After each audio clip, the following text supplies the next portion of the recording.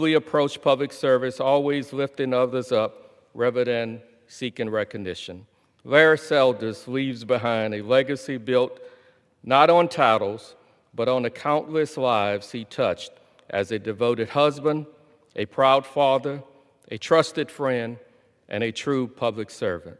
Louisiana is better because of him, and he is lost as a good friend of me personally.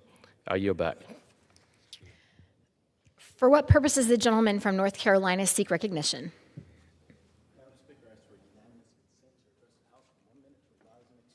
Without objection, the gentleman is recognized for 1 minute.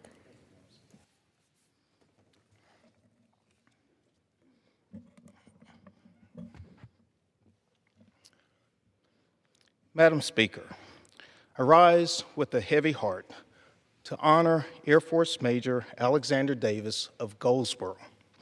On June the 15th, our nation mourned when a tragic B-52 mishap at Edwards Air Force Base claimed the lives of 8 brave airmen. Alex was among them, and his life was defined by selfless service.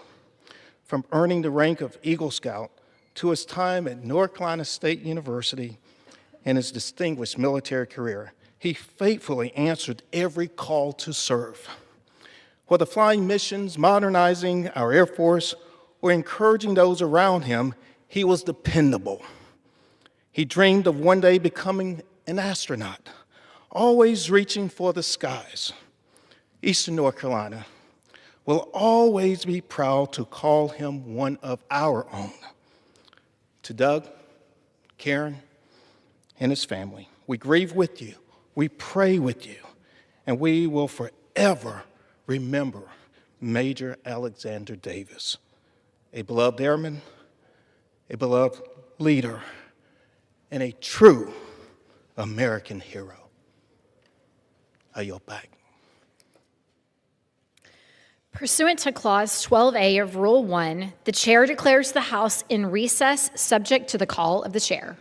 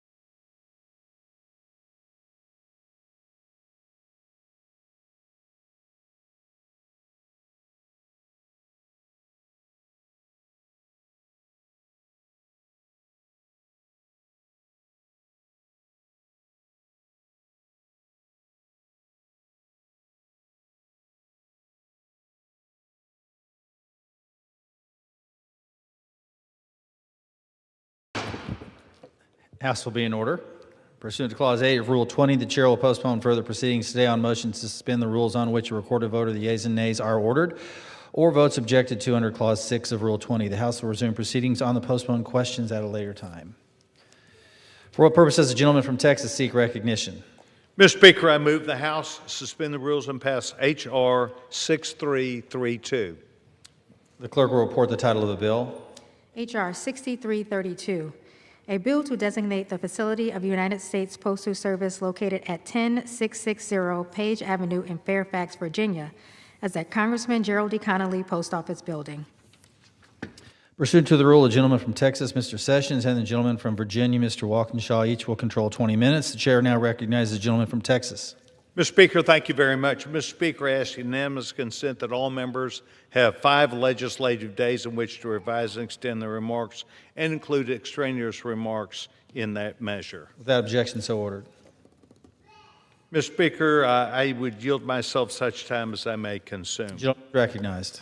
Mr. Chairman, Mr. Speaker, thank you very much. Today, I rise in support of a bill which would rename a post office in Fairfax, Virginia, for one of our former colleagues, a former Congressman, Gerald E. Connolly, a father, a husband, a friend of mine, and to this body, a lifelong civil public servant, and one that dedicated his life to his constituents, his community, and to his country. Gerald Connolly began his life of service at the Heifer Project International in Little Rock, Arkansas. Arkansas is a beautiful young state that we have here in the United States, and he chose to move there and to live, to work on his project, begin his service. He then moved to Washington, D.C. in 1972. Jerry rose from the education director to executive director of the American Freedom from Hunger Foundation, while simultaneously serving as the executive director of the U.S. Committee on Refugees.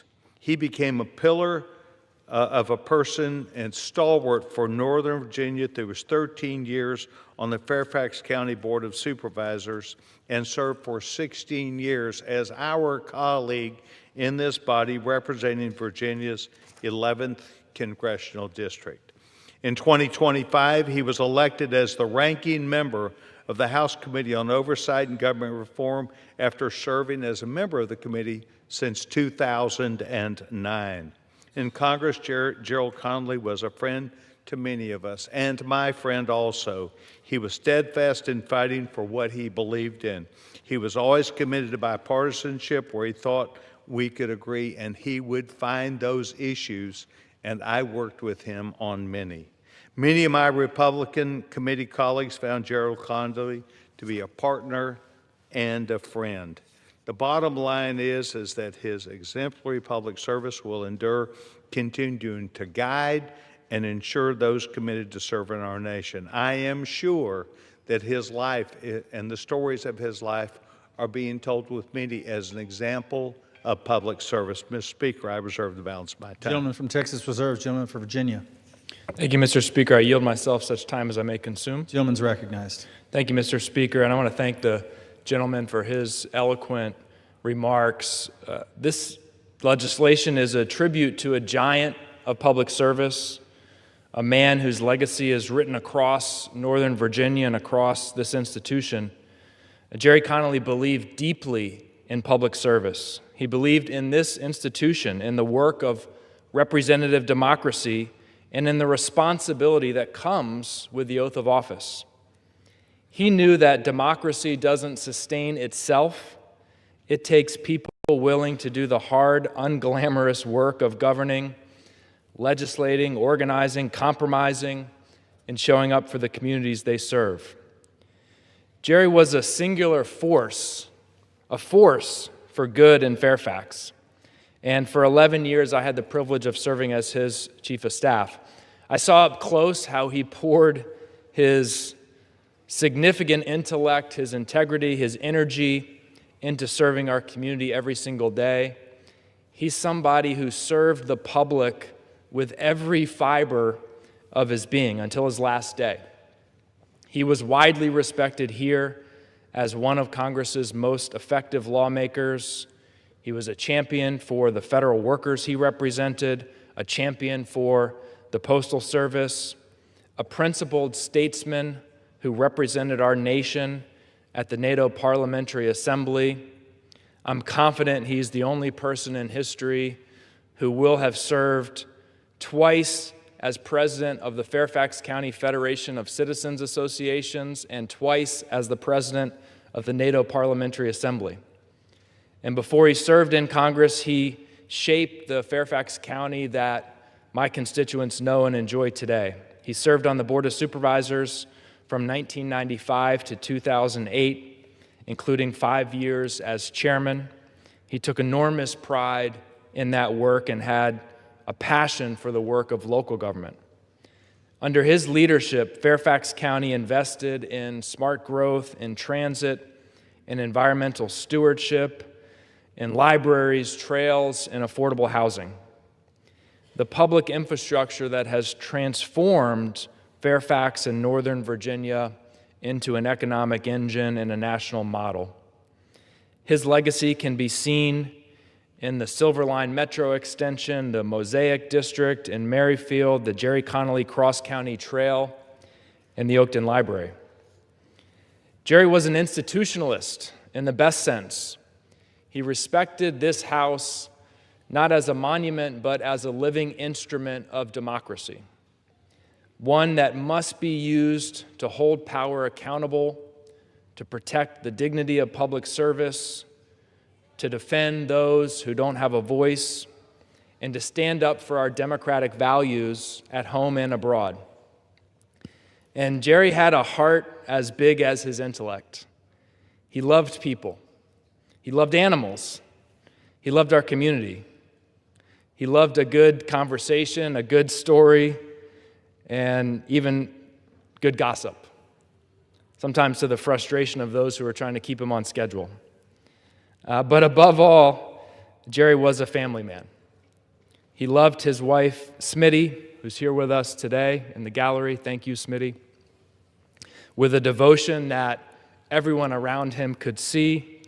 He was endlessly proud of his daughter, Caitlin, and welcomed his son-in-law, Mark, into that circle of love and loyalty that defined him.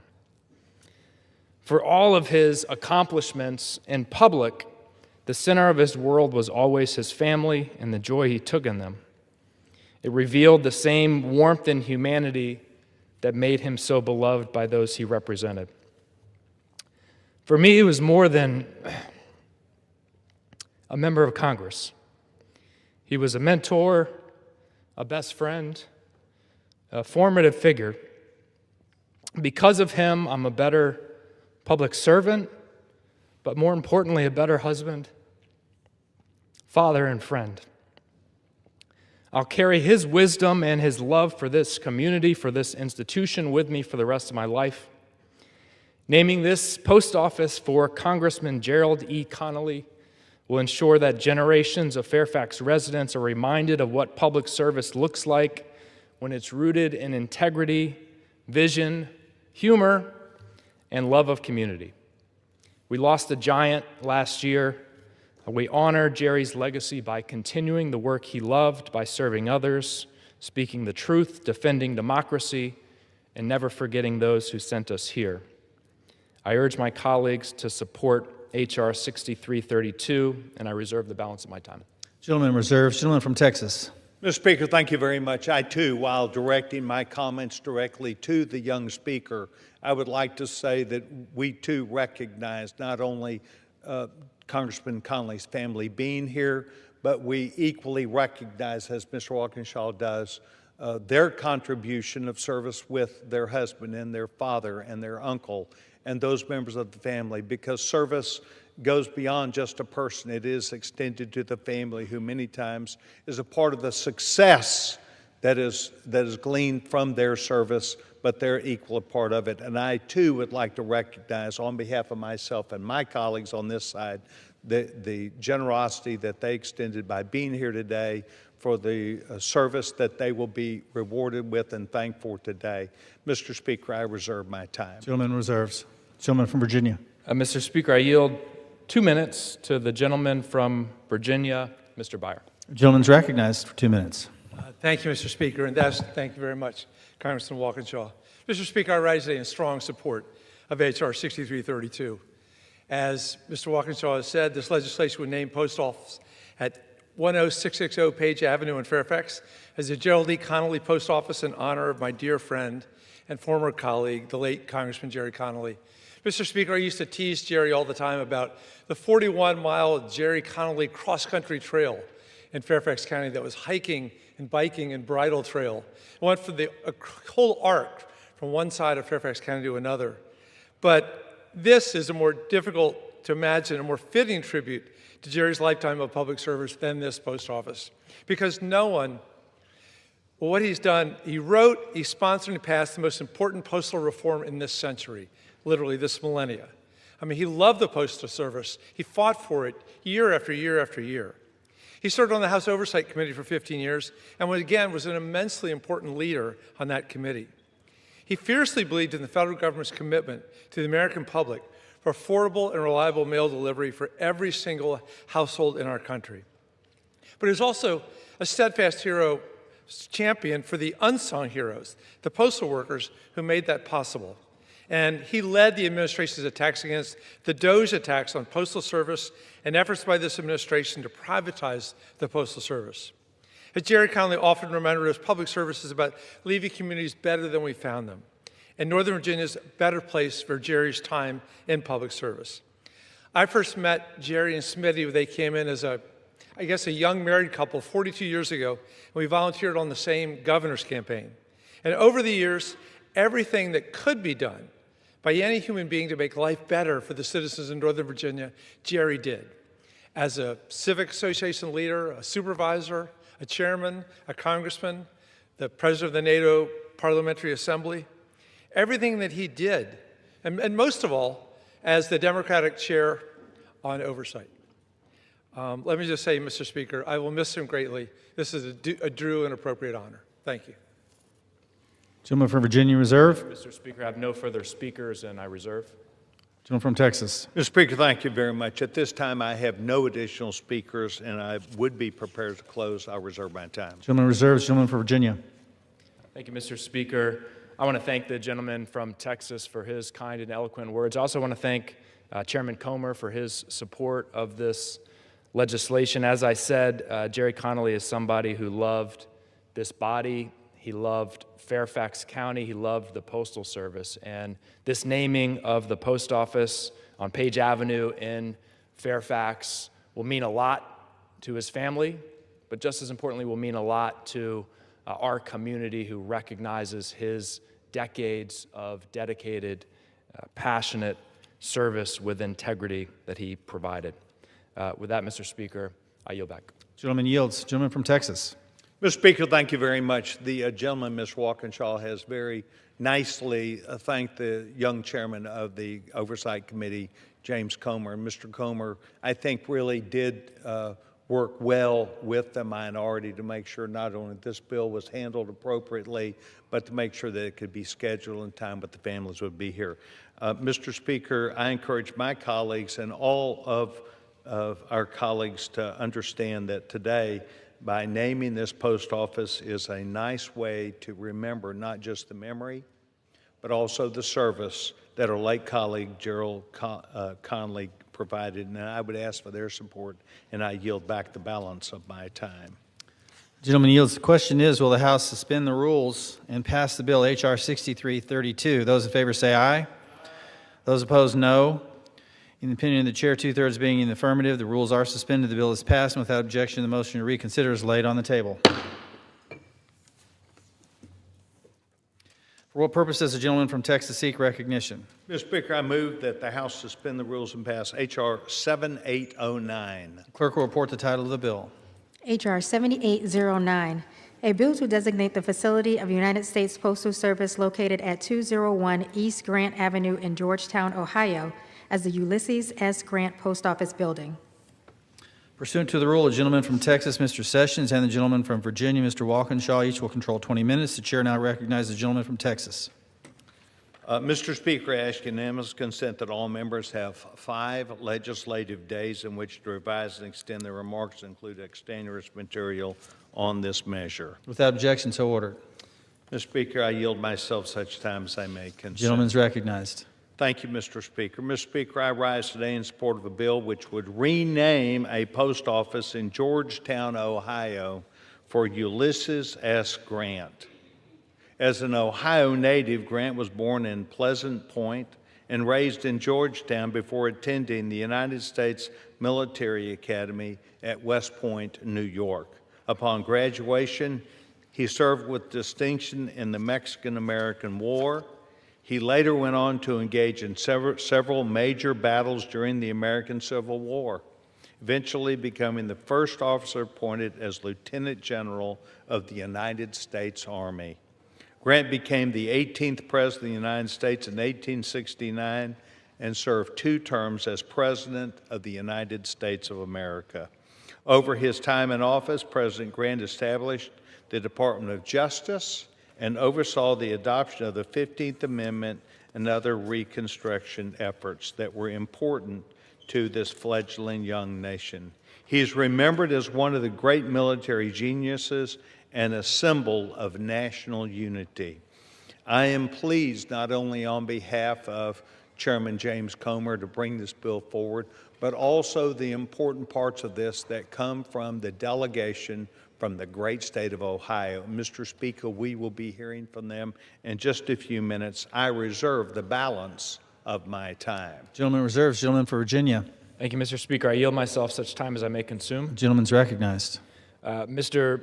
Speaker, some of my Virginia ancestors are rolling over in their graves today, but I'm very happy to be here to speak in support of H.R. 7809 to designate the facility of the United States Postal Service located at 201 East Grant Avenue in Georgetown, Ohio, as the Ulysses S. Grant Post Office Building.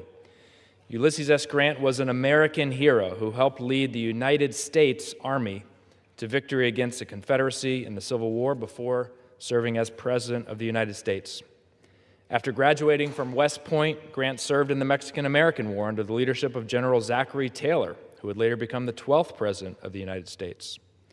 Grant initially resigned from the Army in 1854, but at the outbreak of the Civil War, he served as commander of a volunteer regiment and was quickly promoted to brigadier general. Throughout the war, he fought and won numerous battles. His victories included the capture of Fort Henry and Fort Donelson and the defeat of rebel forces at Shiloh and Vicksburg. As the war progressed, his military leadership played an instrumental role in enforcing President Lincoln's Emancipation Proclamation and advancing the United States' commitment to ending slavery. In March 1864, President Lincoln designated Grant as the General-in-Chief of U.S. Army Forces, ultimately leading to Union victory in April 1865 with the surrender of Confederate General Lee at Appomattox in Virginia. After the war, Ulysses S. Grant served 2 terms as President of the United States. During his time in office, he pushed forward the Reconstruction agenda, advocating for civil rights and protection from political violence for Black Americans. I encourage my colleagues to join us in honoring the life and legacy of President Grant by naming this post office in his hometown of Georgetown, Ohio, after him. And I reserve the balance of my time. Gentleman reserves. Gentleman from Texas. Mr. Speaker, thank you very much. Mr. Speaker, the Ohio delegation supports this effort that we're doing today. And at this time, I'd like to yield 5 minutes to the distinguished gentleman, Congressman Dave Taylor, the state of Ohio. Gentleman's recognized. Thank you, Mr. Speaker, and thank you, gentlemen, for yielding me the time. Mr. Speaker, I rise today in support of my bill to rename the Georgetown, Ohio Post Office the Ulysses S. Grant Post Office Building. President Grant was born on April 27, 1822, in Point Pleasant, Ohio. He spent his childhood in Georgetown, Ohio, a small town in Brown County, in what is today Ohio's 2nd Congressional District, before attending the United States Military Academy at West Point in 1839. Grant's time at West Point kicked off a legendary military career, beginning in the Mexican-American War and ending with the rank of General of the Army of the United States, a position he held until he became president. His accomplishments in the Civil War are too numerous to list, but after winning the battles at Fort Donelson, Shiloh, Vicksburg, Chattanooga, and Petersburg, he eventually accepted Robert E. Lee's surrender at Appomattox Courthouse, ending the Civil War and keeping the Union intact. Following his military service, on March 4th, 1869, Grant was sworn in as the 18th President of the United States, becoming the second Ohioan to serve as president. Throughout his 2 terms as president, Grant worked on civil rights issues, including the establishment of the Department of Justice, the adoption of the 15th Amendment, and other Reconstruction efforts. Ulysses S. Grant was an extraordinary American, worthy of being remembered. At a time when our nation was divided, much more divided than we are now, he was instrumental in bringing us back together. Without him, our nation and world would be a much different place. By renaming the post office in his hometown of Georgetown after him, we are further solidifying his profound legacy. I want to thank the entire Ohio delegation for supporting this legislation and thank Chairman Comer's staff for working with us throughout this process. Mr. Speaker, I urge all my colleagues to support this bill, and I yield my time. Thank you. I reserve my time. Gentleman from Texas reserves. Gentleman from Virginia. Nice. Mr. Speaker, I have no further speakers, and I yield back. Gentleman yields. Gentleman from Texas. Thank you very much, Mr. Speaker. At this time, I too would like to join Mr. Taylor in thanking the Ohio delegation and really all of our members for the recognition of service to this great nation in the naming of this post office. The effort that the President made to represent the United States, unity that you heard about, his service to the United States military, his service to the Department of Justice, his service to the people of the country, to bring them together at a time when many thought we could not survive as a nation. To honor him now is without question the right thing to do, and naming this in his hometown of Georgetown, Ohio, is a high honor to the people of that town also. So I encourage my colleagues to support this bill, naming a post office for our 18th President of the United States, Ulysses S. Grant. And Mr. Chairman, Mr. Speaker, I yield back the balance of my time. The gentleman yields. The question is, will the House suspend the rules and pass the bill H.R. 7809? Those in favor say aye. Those opposed, no. In the opinion of the chair, 2/3 being in the affirmative, the rules are suspended. The bill is passed, and without objection, the motion to reconsider is laid on the table.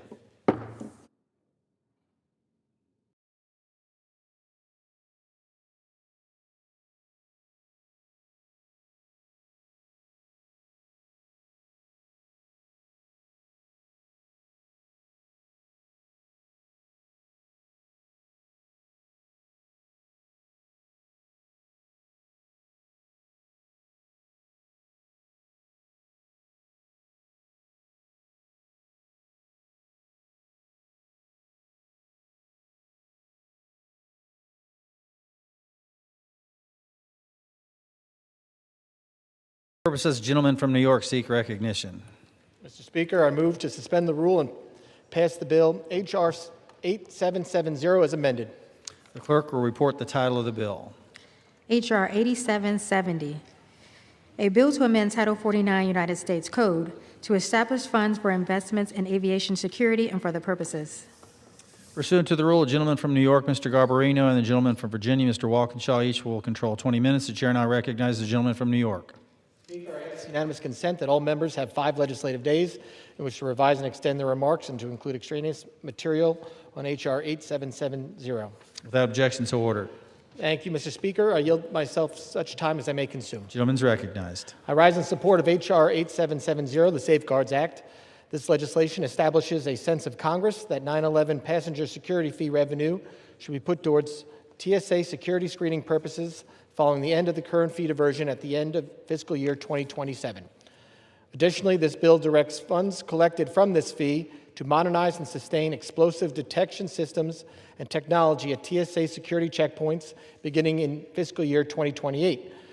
Safeguards Act will strengthen aviation security by ensuring passenger security fee revenue is used for its intended purpose, providing additional resources to protect the traveling public.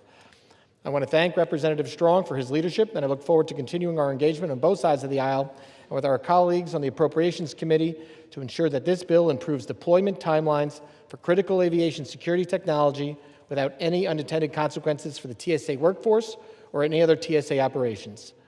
I urge my colleagues to support this bill, and I reserve. Gentleman reserved. Gentleman from Virginia is recognized. Mr. Speaker, I yield myself such time as I may consume. Is recognized. Mr. Speaker, since the Transportation Security Administration was created after the 9/11 attacks, the agency has been working to deploy the latest innovative security screening technology to ensure prohibited items carried inside bags and on individuals do not make it past the security checkpoint and onto an aircraft. However, with thousands of TSA screening lanes across the country in need of technology, Congress has at times struggled to provide funding to recapitalize technology expeditiously across all airports. H.R. 8770, the Safeguards Act, would ensure there are increased dedicated funds available to TSA to procure the latest screening technology so the agency can replace aging technology deployed at airports at a more rapid pace.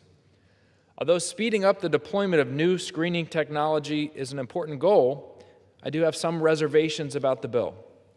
The increased investments in technology are not paid for, and I'm concerned that these increases could result in cuts to funding for TSA workforce salaries and benefits if TSA's overall budget does not increase.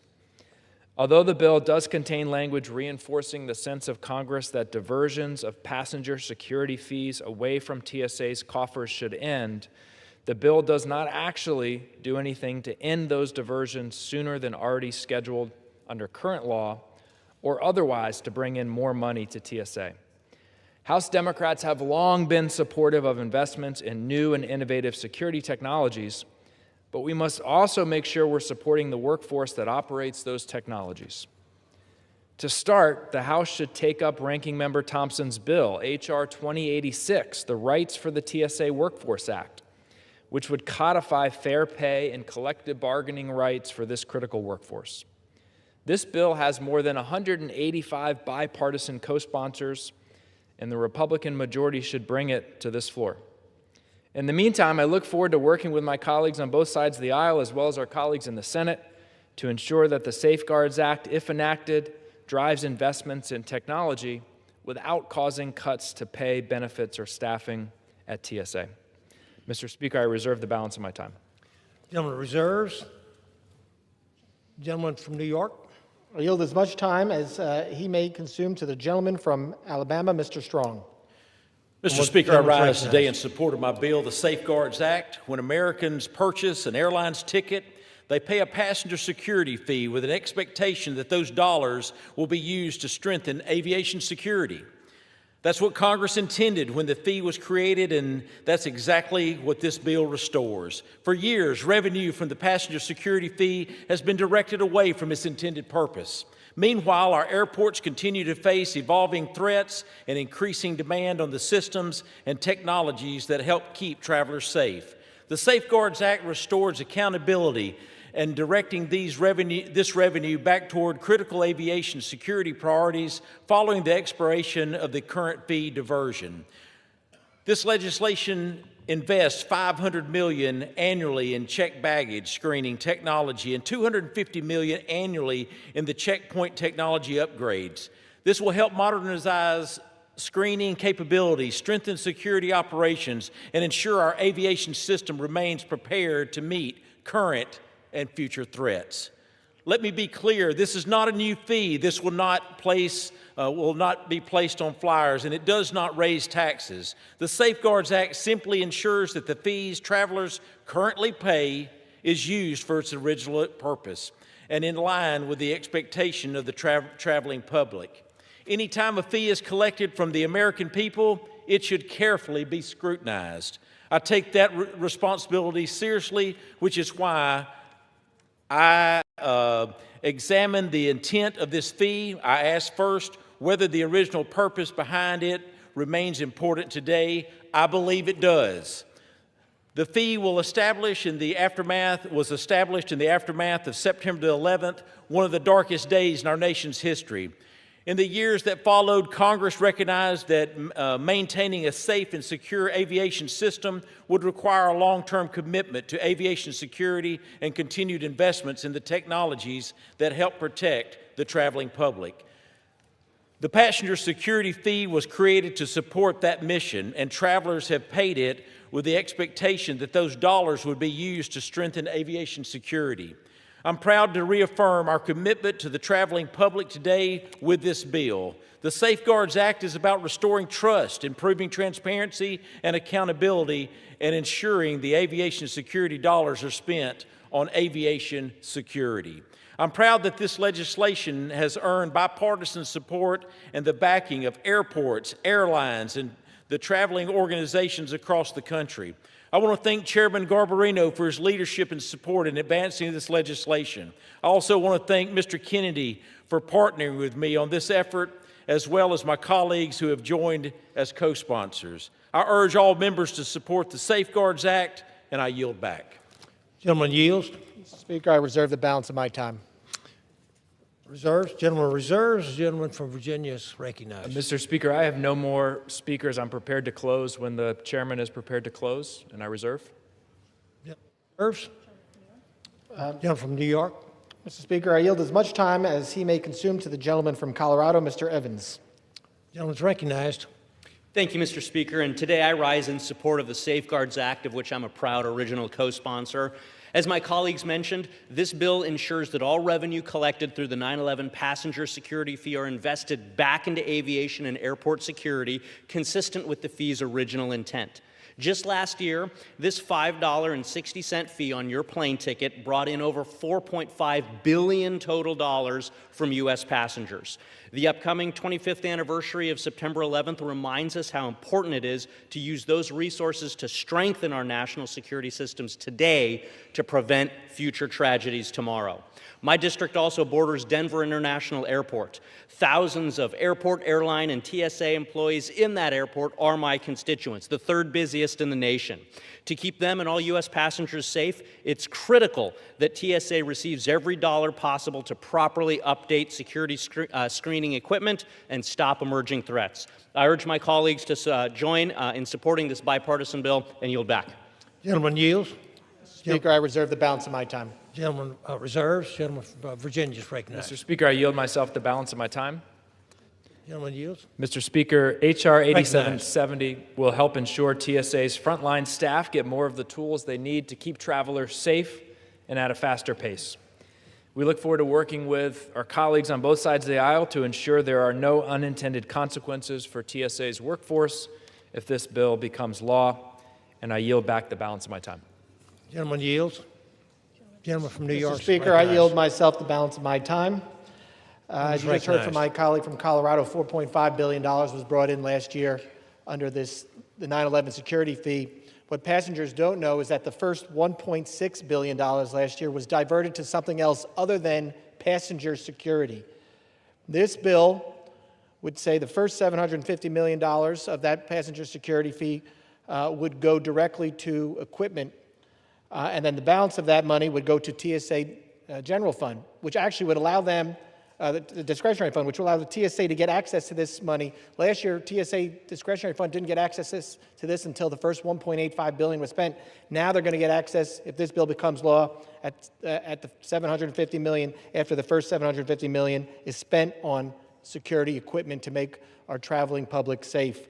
I urge my colleagues to support H.R. 8770, and I yield back the balance of my time. Gentleman yields. Is, will the House suspend rules and pass the bill H.R. 8770 as amended? Those in favor say aye. Those opposed, no. In the opinion of the chair, 2/3 being in the affirmative, the rules are suspended, the bill is passed, and without objection, the motion to reconsider is laid on the table.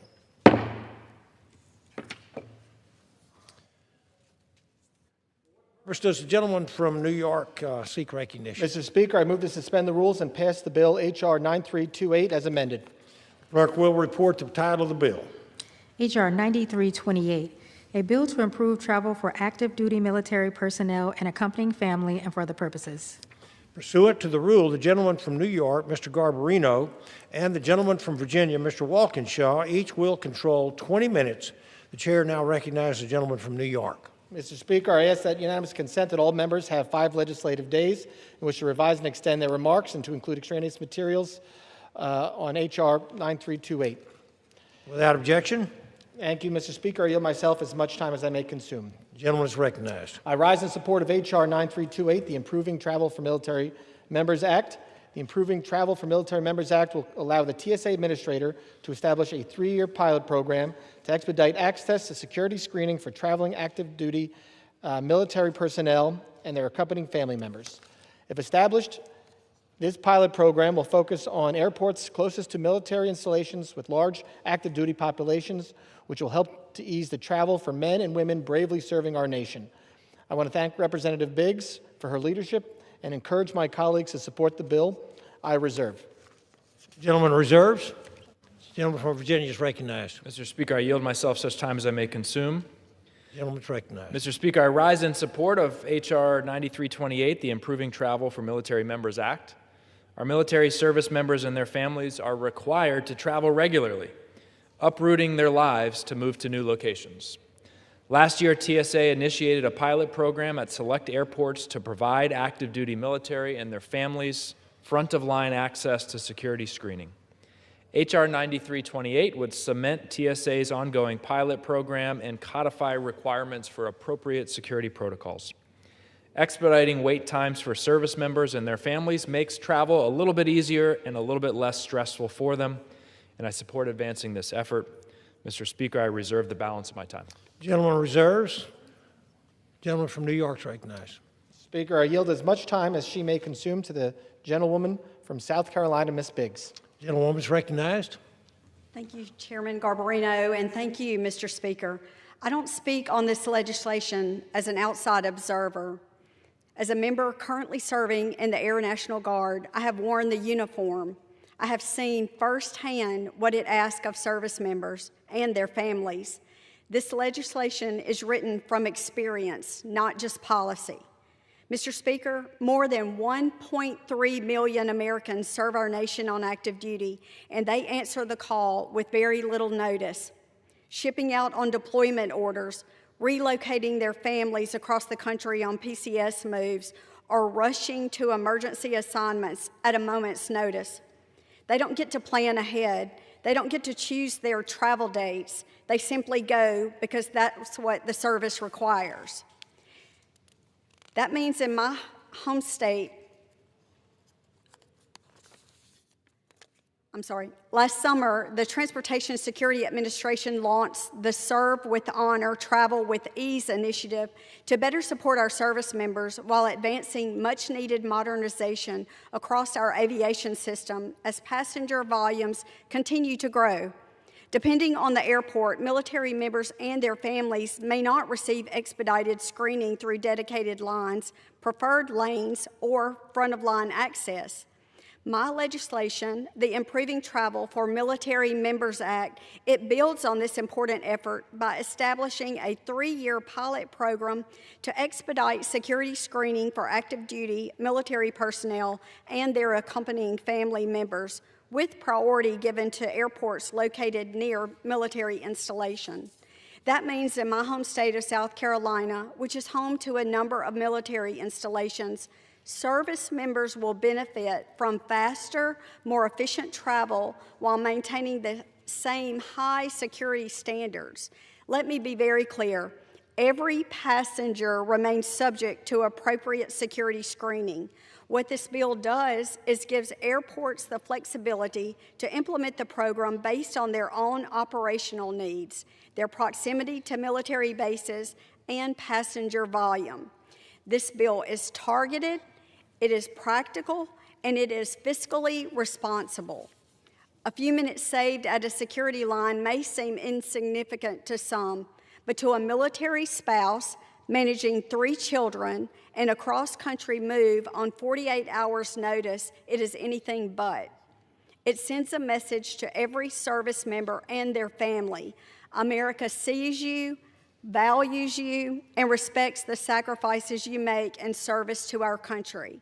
I urge my colleagues to support this important piece of legislation for our service members and their families, and I yield back the balance of my time. Gentlewoman yields. Speaker, I reserve the balance of my time. The gentleman reserves. The gentleman from Virginia is recognized. Mr. Speaker, I yield myself the balance of my time. Mr. Speaker, military service members and their families make sacrifices for our nation every day. We owe it to them to make their lives easier in ways big and small, wherever and whenever we can. And this bill represents a step toward easier travel for active duty military and their families. I thank the gentlewoman for her work on it, and I yield back the balance of my time. When yields, the gentleman from New York is recognized. Mr. Speaker, I yield myself the balance of my time. I urge my colleagues to support H.R. 9328, and I yield back the balance of my time. Gentleman yields back. The question is, will the House suspend the rules and pass Bill H.R. 9328 as amended? Those in favor say aye. Those opposed, no.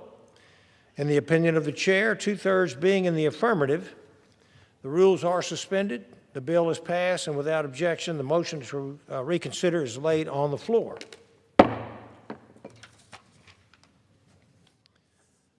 For what purpose does the gentleman from New York seek recognition? Mr. Speaker, I move to suspend the rules and pass the bill H.R. 8874.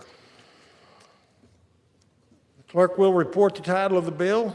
Union Calendar Number 647, H.R. 8874, a bill to amend the James M. Inhofe National Defense Authorization Act for fiscal year 2023 to require recurring reports on the transition of jurisdictions no longer eligible for Urban Area Security Initiative funding and for other purposes.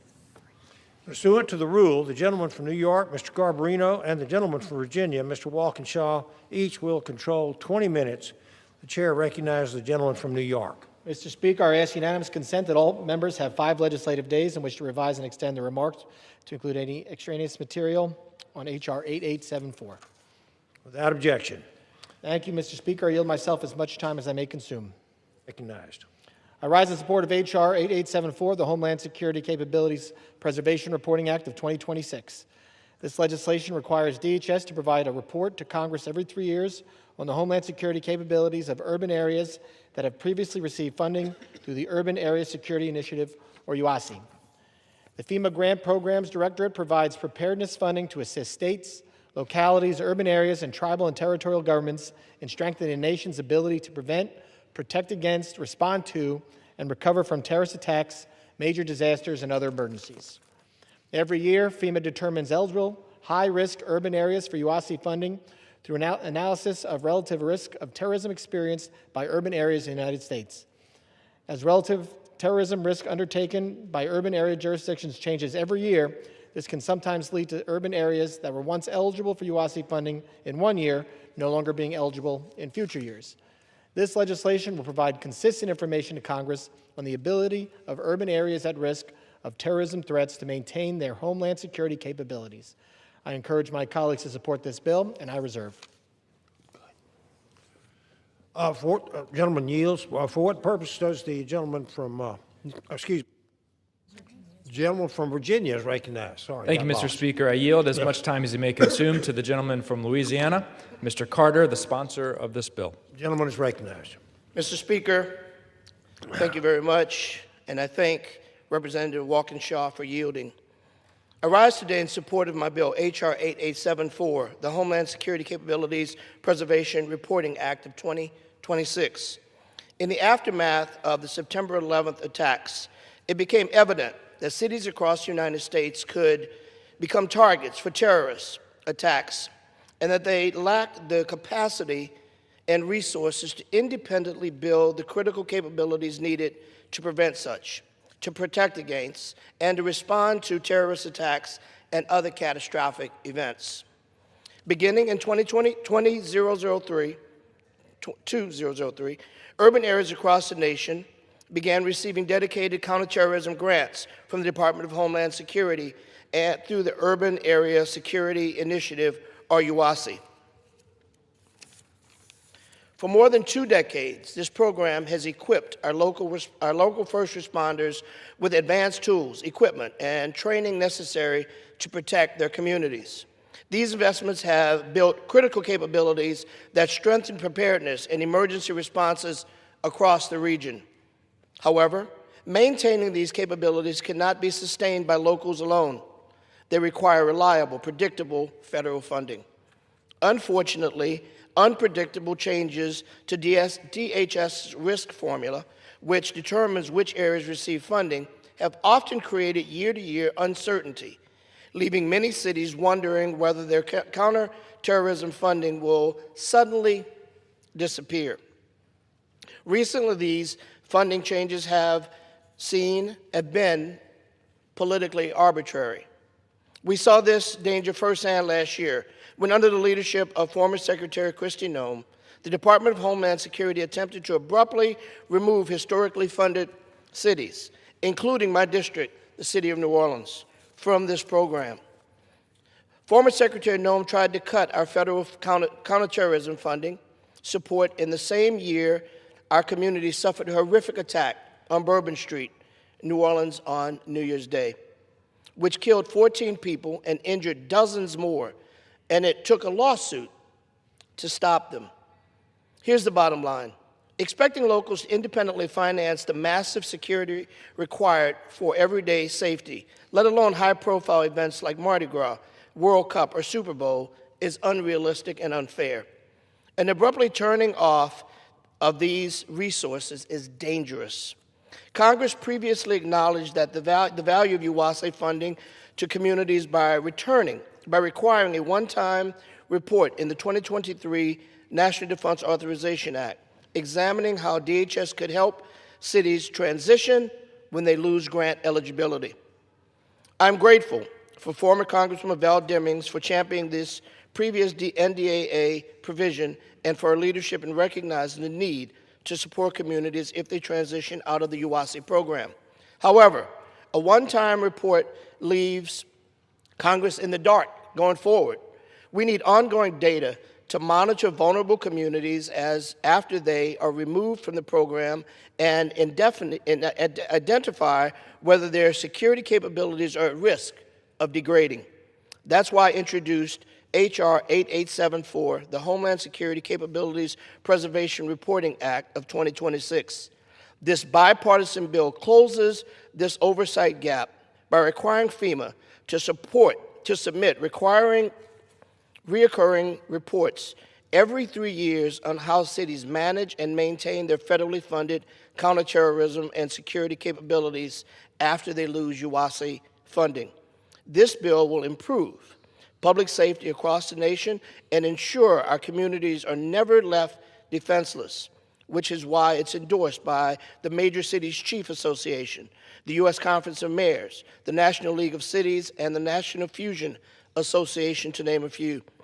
I want to thank Ranking Member Benny Thompson and Representative Jimenez for their partnership on this bill. I urge all of my colleagues to support this vital, common-sense legislation. With that, Mr. Speaker, I yield back the balance of my time. Gentleman for Virginia Reserves. Thank you, Mr. Speaker. I want to thank the gentleman from Louisiana, Mr. Carter, for his work on this legislation. UWASE grants have played a critical role in my region, the D.C. metropolitan region, in protecting Northern Virginia, Maryland, and the District of Columbia, including this Capitol complex. So this bill that will improve transparency, strengthen congressional oversight, and ensure that important security investments made over many years are not lost is a wonderful piece of legislation. With that, Mr. Chairman, I reserve the balance of my time. Gentleman reserves. Virginia Speaker, from New York. I have no more speakers prepared to close after the gentleman from Virginia closes. Gentleman reserves. Virginia's recognized. Thank you, Mr. Speaker. I want to thank again the gentleman from Louisiana, Mr. Carter, for his work on this legislation. I want to thank the chairman. Passage of H.R. 8874 will ensure that Congress has the information needed to understand the impact of UWASE transitions and help preserve the critical homeland security capabilities our communities rely on. It will strengthen oversight, support our local partners, and help ensure that years of federal investment and preparedness are not lost. I applaud Congressman Carter for his leadership on this issue and strongly urge my colleagues to support H.R. 8874, and I yield back the balance of my time. Gentleman yields. Gentleman from New York is recognized. Mr. Speaker, I yield myself the balance of my time. I also want to applaud the gentleman from Louisiana, Mr. Carter, for his leadership on this piece of legislation. As a member from New York, I've seen firsthand the benefits and the need for the UASI grants, and I think it is very important that Congress be kept informed of decisions being made over when it comes to these grants. So I urge my colleagues to support this bill, H.R. 8874, and I yield back the balance of my time. Gentleman yields. The question is, will the House suspend the rules and pass the bill H.R. 8874? Those in favor say aye. Aye. Those opposed, no. The opinion of the chair, 2/3 being in the affirmative. The rules are suspended. The bill is passed, and without objection, the motion is considered laid on the floor. For what purpose does the gentleman from New York seek recognition? Mr. Speaker, I move to suspend the rules and pass the bill H.R. 9391 as amended. The clerk will report the title of the bill, please. H.R. 9391, a bill to authorize an extension and expansion of the reimbursable screening services program of the Transportation Security Administration and for other purposes. Pursuant to the rule, the gentleman from New York, Mr. Garbarino, and the gentleman from Virginia, Mr. Walkinshaw, will each control 20 minutes. The chair recognizes the gentleman from New York. Mr. Speaker, I ask unanimous consent that all members have 5 legislative days in which to revise and extend their remarks and to include extraneous material on H.R. 9391. Without objection. Thank you, Mr. Speaker. I yield myself such time as I may consume. Gentleman recognized. I rise in support of H.R. 9391, the Reimbursable Screening Services Program Extension Act of 2026. First established in 2019, the Reimbursable Screening Service Program is a pilot program that allows screening services to be conducted outside the primary passenger terminal screening area. This pilot program has helped provide TSA with reliable streams of revenue while at the same time maintaining a safe and efficient screening environment.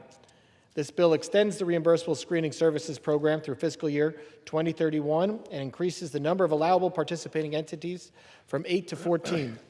The Reimbursable Screening Services Program Extension Act will provide increased certainty for this pilot program to ensure it can continue to develop while Congress assesses its long-term viability. I would also like to thank the gentlewoman from New Jersey, Representative Poe, for co-sponsoring this important legislation. I urge my colleagues to support this bill, and I reserve. Gentleman reserves. Gentleman from Virginia. Mr. Speaker, I yield myself such time as I may consume. Gentleman recognized. Mr. Speaker, I rise in support of H.R. 9391, the Reimbursable Screening Services Program Extension Act of 2026. The TSA Reimbursable Screening Services Program, or RSSP, is a pilot program that permits TSA to conduct passenger screening outside primary airport terminal screening areas under reimbursable agreements with up to 8 TSA-regulated entities, such as an airport operator. RSSP facilities are located at airports across the country, including in Los Angeles, Atlanta, and New York City, and the newest location recently opened in Boston. The pilot program is set to expire at the end of September 2026. H.R. 9391 would extend the pilot program until the end of September 2031 and expand the number of pilot program locations to 14 to allow the program to grow and bring new RSSP concepts online. Passing this bill would provide important clarity for a program that has been operating under repeated short-term extensions. Mr. Speaker, I reserve the balance of my time. Gentleman reserves. Mr. Speaker, I have no more speakers and prepared to close after the gentleman from Virginia closes. Mr. Speaker, Gentleman reserves. Mr. Speaker, I have no more speakers. I'm prepared to close. I yield myself the balance of my time. Gentleman from Virginia is recognized. Mr. Speaker, as I said, this bill ensures the RSSP at TSA can continue to operate and develop additional screening locations at airports across the country to improve the travel experience. I urge my colleagues to support this bill, and I yield back the balance of my time. Gentleman yields. Gentleman from New York is recognized. Mr. Speaker, I yield myself the balance of my time. Gentleman is recognized. I urge my colleagues to support H.R. 9391, and I yield back the balance of my time. The question is, will the House suspend the rules and pass the bill H.R. 9391 as amended? Those in favor say aye. Aye. Those opposed, no. In the opinion of the chair, 2/3 being in the affirmative, the rules are suspended, the bill is passed, and without objection, the motion is to reconsider is laid upon the table. For what purpose does the gentleman from New York seek recognition? Mr. Speaker, I move to suspend the rules and pass the bill H.R. 9388. The clerk will report the title of the bill.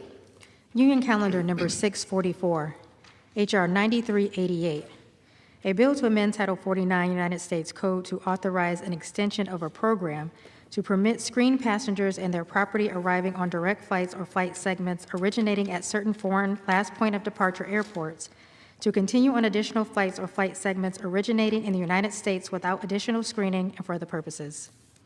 Pursuant to the rule, the gentleman from New York, Mr. Garbarino, and the gentleman from Virginia, Mr. Walkinshaw, each will control 20 minutes. The chair recognizes the gentleman from New York. Mr. Speaker, I ask unanimous consent that all members have 5 legislative days in which to revise and extend their remarks and to include extraneous materials on H.R. 9388. Without objection. Thank you, Mr. Speaker. I yield myself such time as I may consume. The gentleman is recognized. I rise in support of H.R. 9388, the One-Stop Pilot Program Extension Act. This legislation extends the One-Stop Security Pilot Program for an additional 4 years. The One-Stop Security Pilot Program is operated by TSA and aims to streamline travel for passengers returning to the United States from international travel who have domestic connections.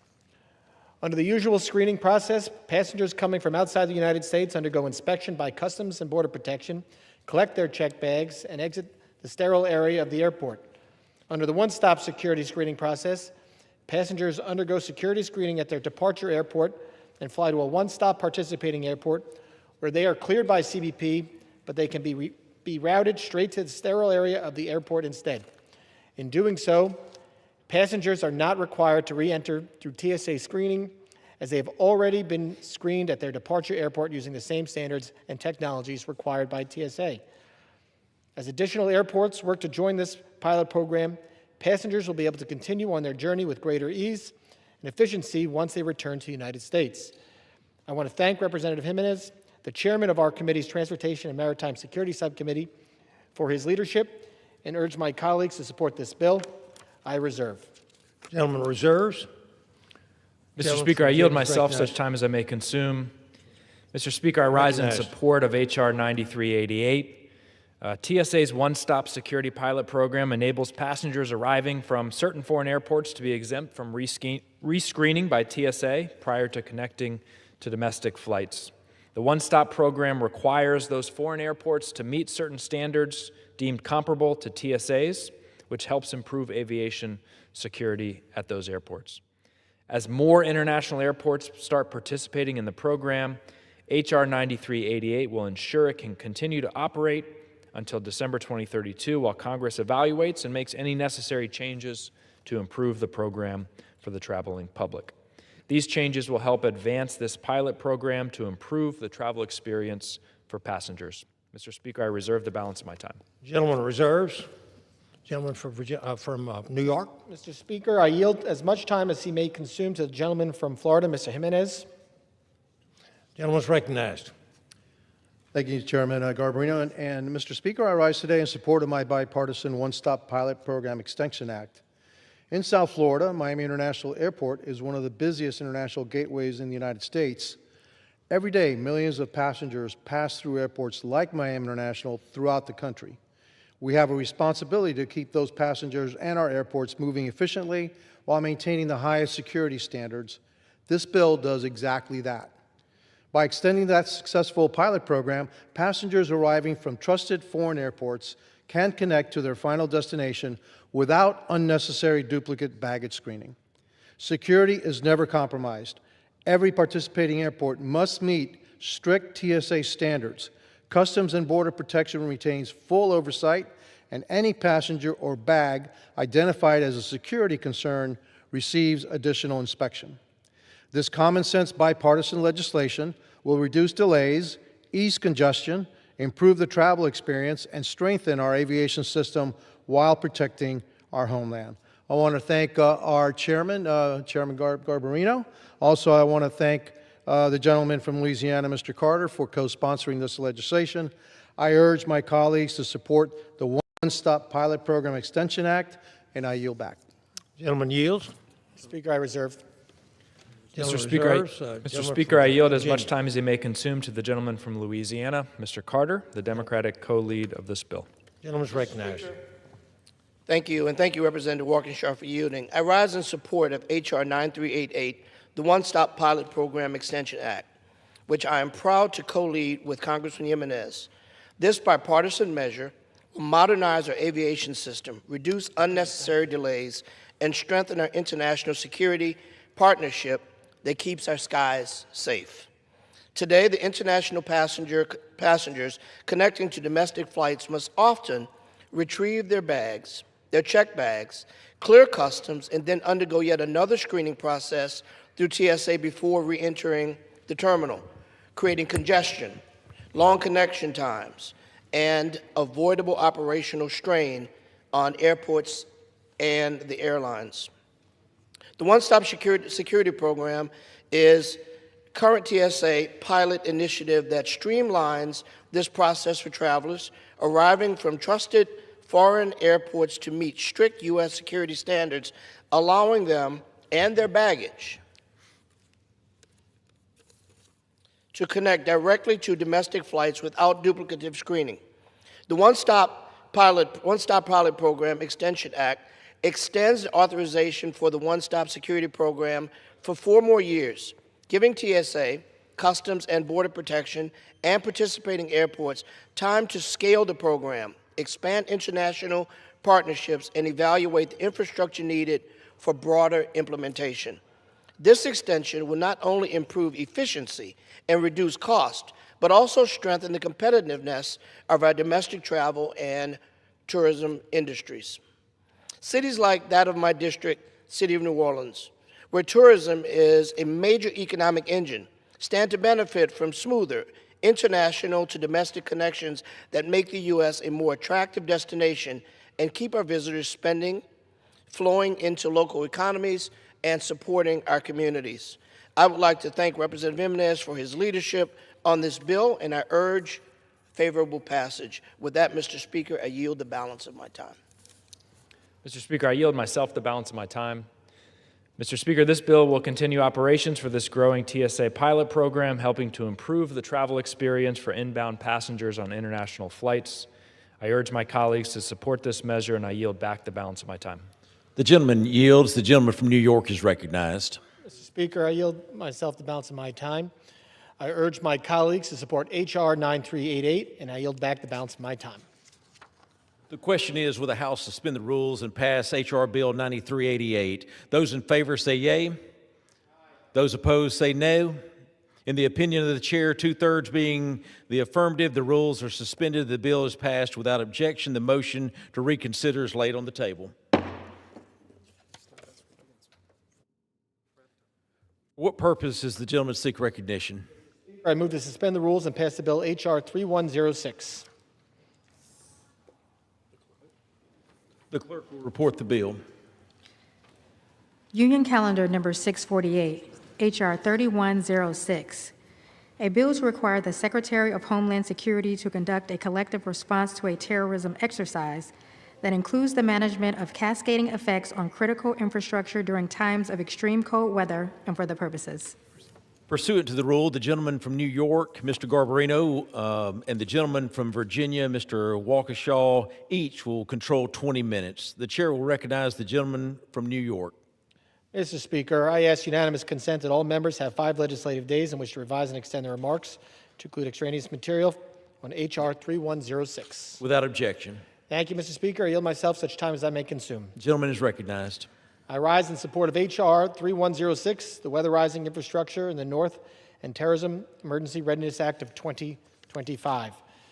This legislation requires the Secretary of Homeland Security, acting through appropriate offices and components of DHS, to develop and conduct an exercise featuring the participation of federal, state, local, tribal, and territorial agencies and private sector stakeholders focusing on a collective response to terrorism that includes the management of the cascading effects on critical infrastructure that result from the occurrence of a terrorist attack during an extreme cold weather event.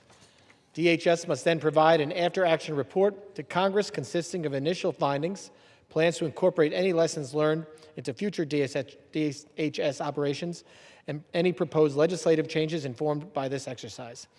This legislation will help strengthen the United States' ability to respond to terrorist threats especially when they might coincide with extreme weather events. I encourage my colleagues to support this bill, and I reserve.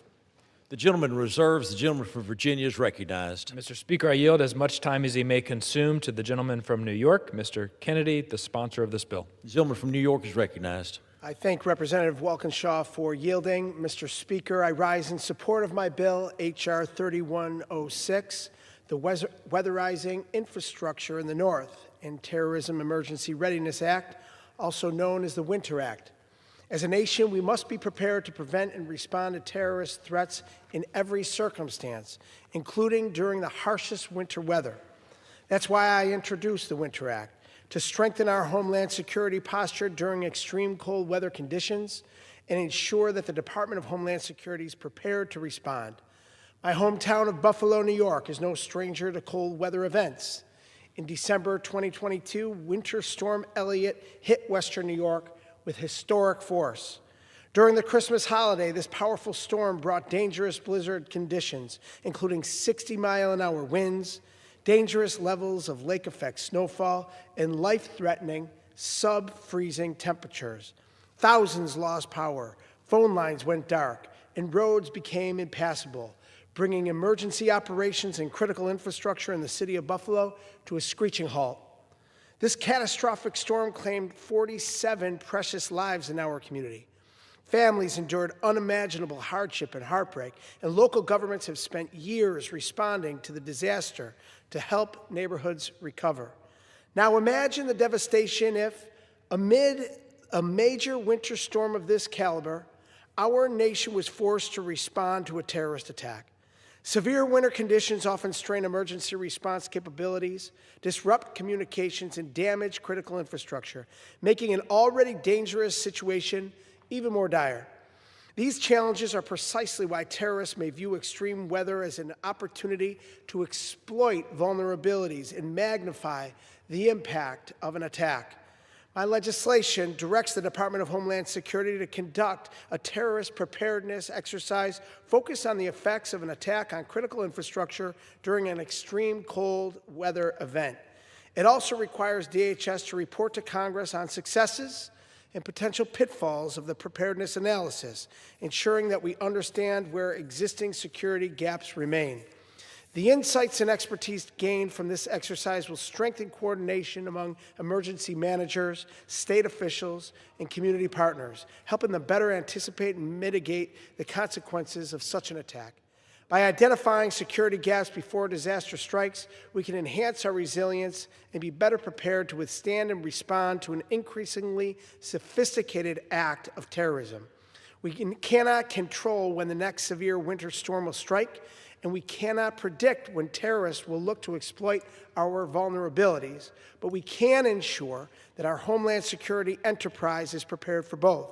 That's exactly what this legislation will help us do. I want to thank the chairman of the committee, Representative Garbarino, for his support. I want to especially thank Representative and Ranking Member Benny Thompson for his partnership on this bill, and I urge all of my colleagues to support this vital legislation. With that, Mr. Speaker, I yield back. Mr. Speaker, I yield myself the balance of my time. The gentleman is recognized. I applaud Representative Kennedy's leadership on this bill, and I urge my colleagues to support H.R. 3106, and I yield back the balance of my time. The gentleman reserves. The gentleman from New York. Mr. Speaker, I yield myself the balance of my time. I want to thank Representative Kennedy and congratulate him on this hard work. Nobody knows how to remove snow quite like those Buffalo Bills fans, especially on game day. I urge my colleagues to support H.R. 3106, and I yield back the balance of my time. The gentleman yields. The question is, will the House suspend the rules and pass H.R. 3106? Those in favor say yea. Those opposed say no. In the opinion of the chair, 2/3 being in the affirmative, the rules. For what purpose does the gentleman from New York seek recognition? I request the yeas and nays. The yeas and nays are requested. All those in favor of taking the vote by yeas and nays will rise and remain standing until counted. A sufficient number have risen. The yeas and nays are ordered pursuant to Clause 8 of Rule 20. Further proceedings of the questions will be postponed.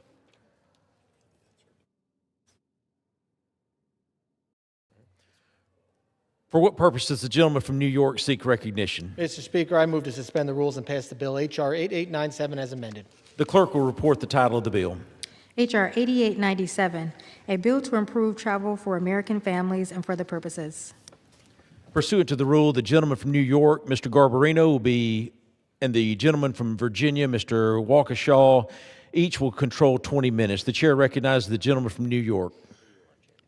Mr. Speaker, I ask unanimous consent that all members have 5 legislative days in which to revise and extend their remarks and to include extraneous materials on H.R. 8897. Without objection.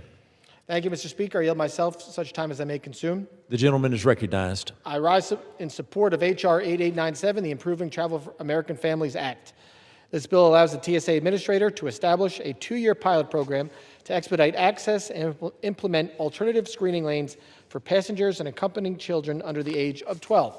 If established, this pilot program would be prioritized at airports with high volumes of family travelers, as well as at airports that have the space to accommodate additional screening lanes.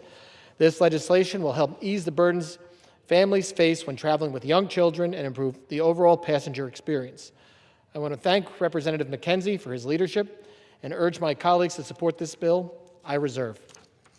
The gentleman from New York reserves. The gentleman from Virginia is recognized. Mr. Speaker, I yield myself such time as I may consume. The gentleman is recognized. Mr. Speaker, I rise in support of H.R. 8897, the Improving Travel for American Families Act. Every day, thousands of families across our nations take to the skies, many of them with small children who are not always the easiest of travel companions. I can attest to that. Any parent knows that long lines at checkpoints can make a long day of travel even worse for a kid. That's why since last year, the TSA has started pilot programs at select airports with special lines reserved for families, which help decrease wait times while keeping screening efficient for other travelers as well. H.R. 8897 would codify the ongoing pilot program and ensure appropriate security protocols are upheld. The bill would help advance this initiative to help traveling families. Mr. Speaker, I reserve the balance of my time. The gentleman from Virginia reserves. The gentleman from New York is recognized. Mr. Speaker, I yield as much time as he may consume to the gentleman from Pennsylvania, Mr. McKenzie. The gentleman is recognized. Mr. Speaker, I rise in support of H.R. 8897, the Improving Travel for American Families Act, which I am leading alongside my colleague, Representative Fushi. Americans everywhere understand that there are better, easier, and more efficient ways to manage safety screenings at our airports. That was made clear when this legislation was reported unanimously by the Committee of Homeland Security by a vote of 30-0. We're bringing both sides together to give families the more convenient air travel experience that they deserve. As the father of 2 young children, I know firsthand that family travel can be challenging. Parents often have to navigate crowded airports while juggling strollers, diaper bags, car seats, and more, all while taking their families through the large crowds and navigating long lines. Every parent is aware that the most stressful part of this process can be the TSA screening point. Families with an array of bags and bulky items pack into the same lanes as business travelers with a small carry-on. The resulting problems can create stress for parents and frustration for everyone else. That's why H.R. 8897 allows the TSA to establish a pilot program that builds on its existing Families on the Fly initiative, which identifies ways to make the security screening process easier for adults traveling with children 12 years of age and under. Through this initiative, the TSA is establishing dedicated lines reserved for families, giving them more space, time, and flexibility at security checkpoints. Because of this program, parents are able to move through screening more smoothly, children have a less stressful experience, and security lines operate more efficiently for everyone in the airport. Importantly, this legislation does not change TSA's screening requirements or security standards. It simply allows the agency to test practical, family-friendly improvements while maintaining the same level of security that travelers expect. This is common sense, bipartisan legislation that will help modernize travel experience for American families while improving efficiency at our nation's airport. I again thank Representative Fushi for her partnership in this legislation, and I urge all of my colleagues to support H.R. 8897. I yield back. Speaker, I reserve the balance of my time. The gentleman from New York reserves. The gentleman from Virginia is recognized. Mr. Speaker, I yield myself the balance of my time. Mr. Speaker, the airport experience is difficult enough for young families. This bill will help improve that experience while upholding security standards, and I urge support. I yield back the balance of my time.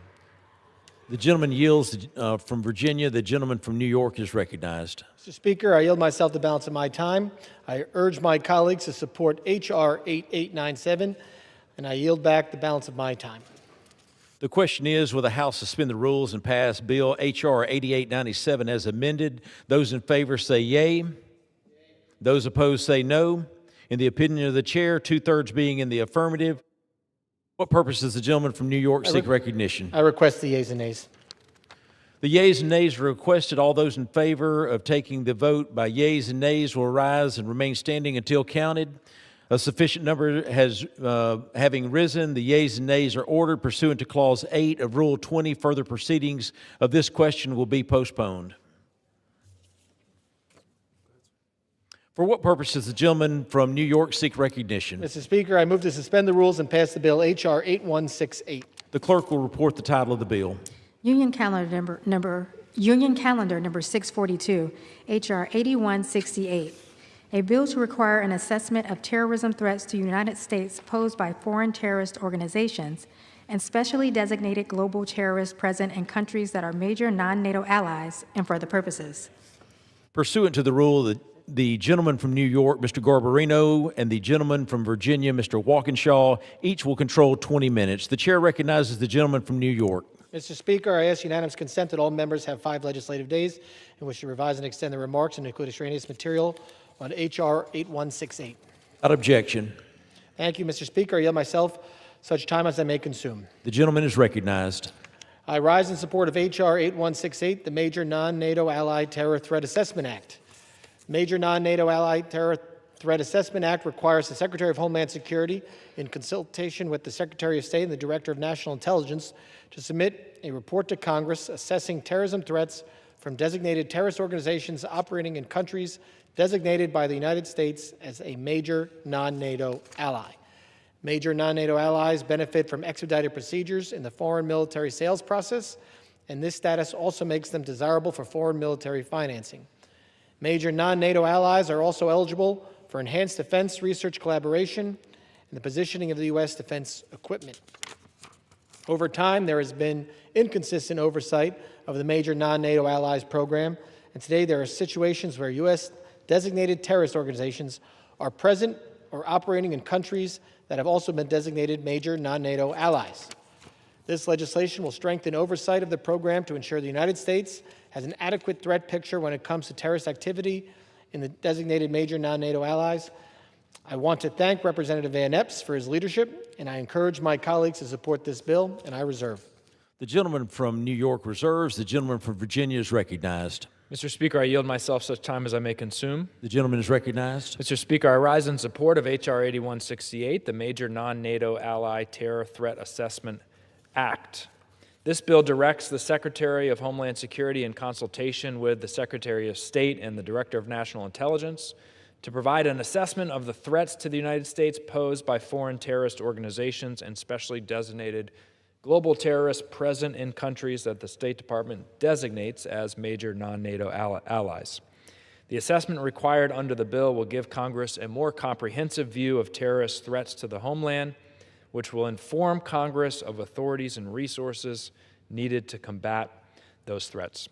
Mr. Speaker, I support the bill and reserve the balance of my time. The gentleman from Virginia reserves. The gentleman from New York is recognized. Mr. Speaker, I yield as much time as he may consume to the gentleman from Tennessee, Mr. Van Epps. The gentleman is recognized. Mr. Speaker, I rise today in support of my bill, H.R. 8168, the Major Non-NATO Ally Terror Threat Assessment Act. When the United States designates a nation as a major non-NATO ally, MNNA, it comes with security cooperation and possible trade deals for defense equipment. This is an important designation that our nation does not grant lightly. However, we cannot ignore the fact that foreign terrorist organizations continue to operate in or around some MNNA countries, creating threats that could have serious consequences for U.S. national security. For that reason, it's critical for Congress to have a full picture of the terrorist organizations that may be operating within our partner nations. And that's why I introduced this legislation. My bill strengthens coordination between the Department of Homeland Security and Congress to better assess and support MNNA partners as they confront threats within their own borders. It requires the department to provide Congress with a comprehensive assessment identifying foreign terrorist organizations operating within MNNA countries, as well as each partner's capacity to counter those threats. These partnerships are important, but we must also protect our own national security. Mr. Speaker, I urge my colleagues to join me in voting in favor of this bill and yield back. The gentleman from New York reserves. The gentleman from Virginia is recognized. Mr. Speaker, I yield myself the balance of my time. The gentleman is recognized. Mr. Speaker, I want to congratulate the new member, Mr. Van Epps, on this legislation. I support H.R. 8168, and I yield back the balance of my time. The gentleman yields. The gentleman from New York is recognized. Mr. Speaker, I yield myself the balance of my time. I want to congratulate Mr. Van Epps. This is his first piece of legislation that will be passing Congress today, the House, and I urge my colleagues to support H.R. 8168, and I yield back the balance of my time. The question is, will the House suspend the rules and pass the bill H.R. 8168? Those in favor say yea. Those opposed say no. In the opinion of the chair, two-thirds being in the affirmative, the rules are suspended and the bill is passed. Without objection, the motion to reconsider is laid on the table. For what purpose does the gentleman seek recognition? Speaker, I move to suspend the rules and pass the bill H.R. 8535 as amended. The clerk will report the title of the bill.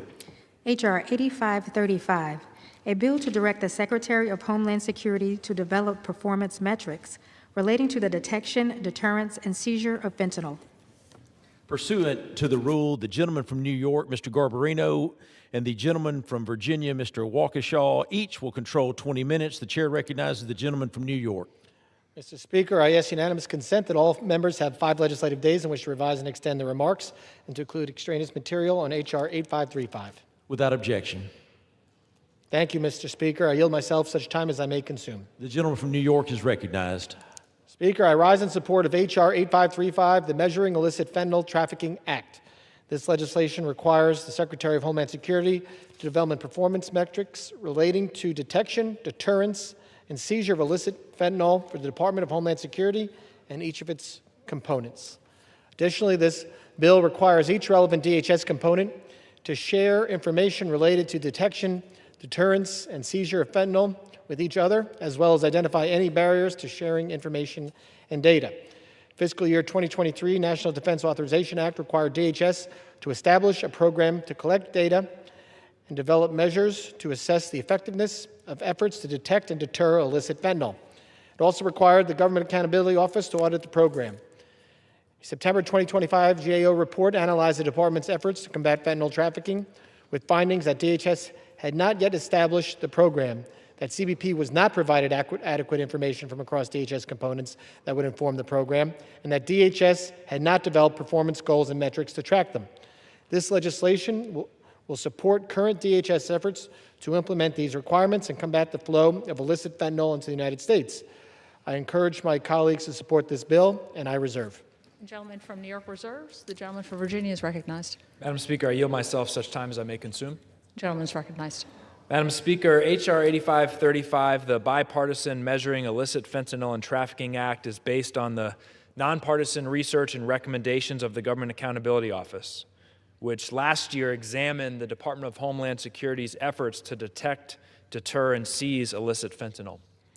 GAO identified critical gaps in DHS efforts against fentanyl trafficking: a lack of coordination, information sharing, and measures to assess DHS's effectiveness. As a result, GAO made 3 straightforward recommendations.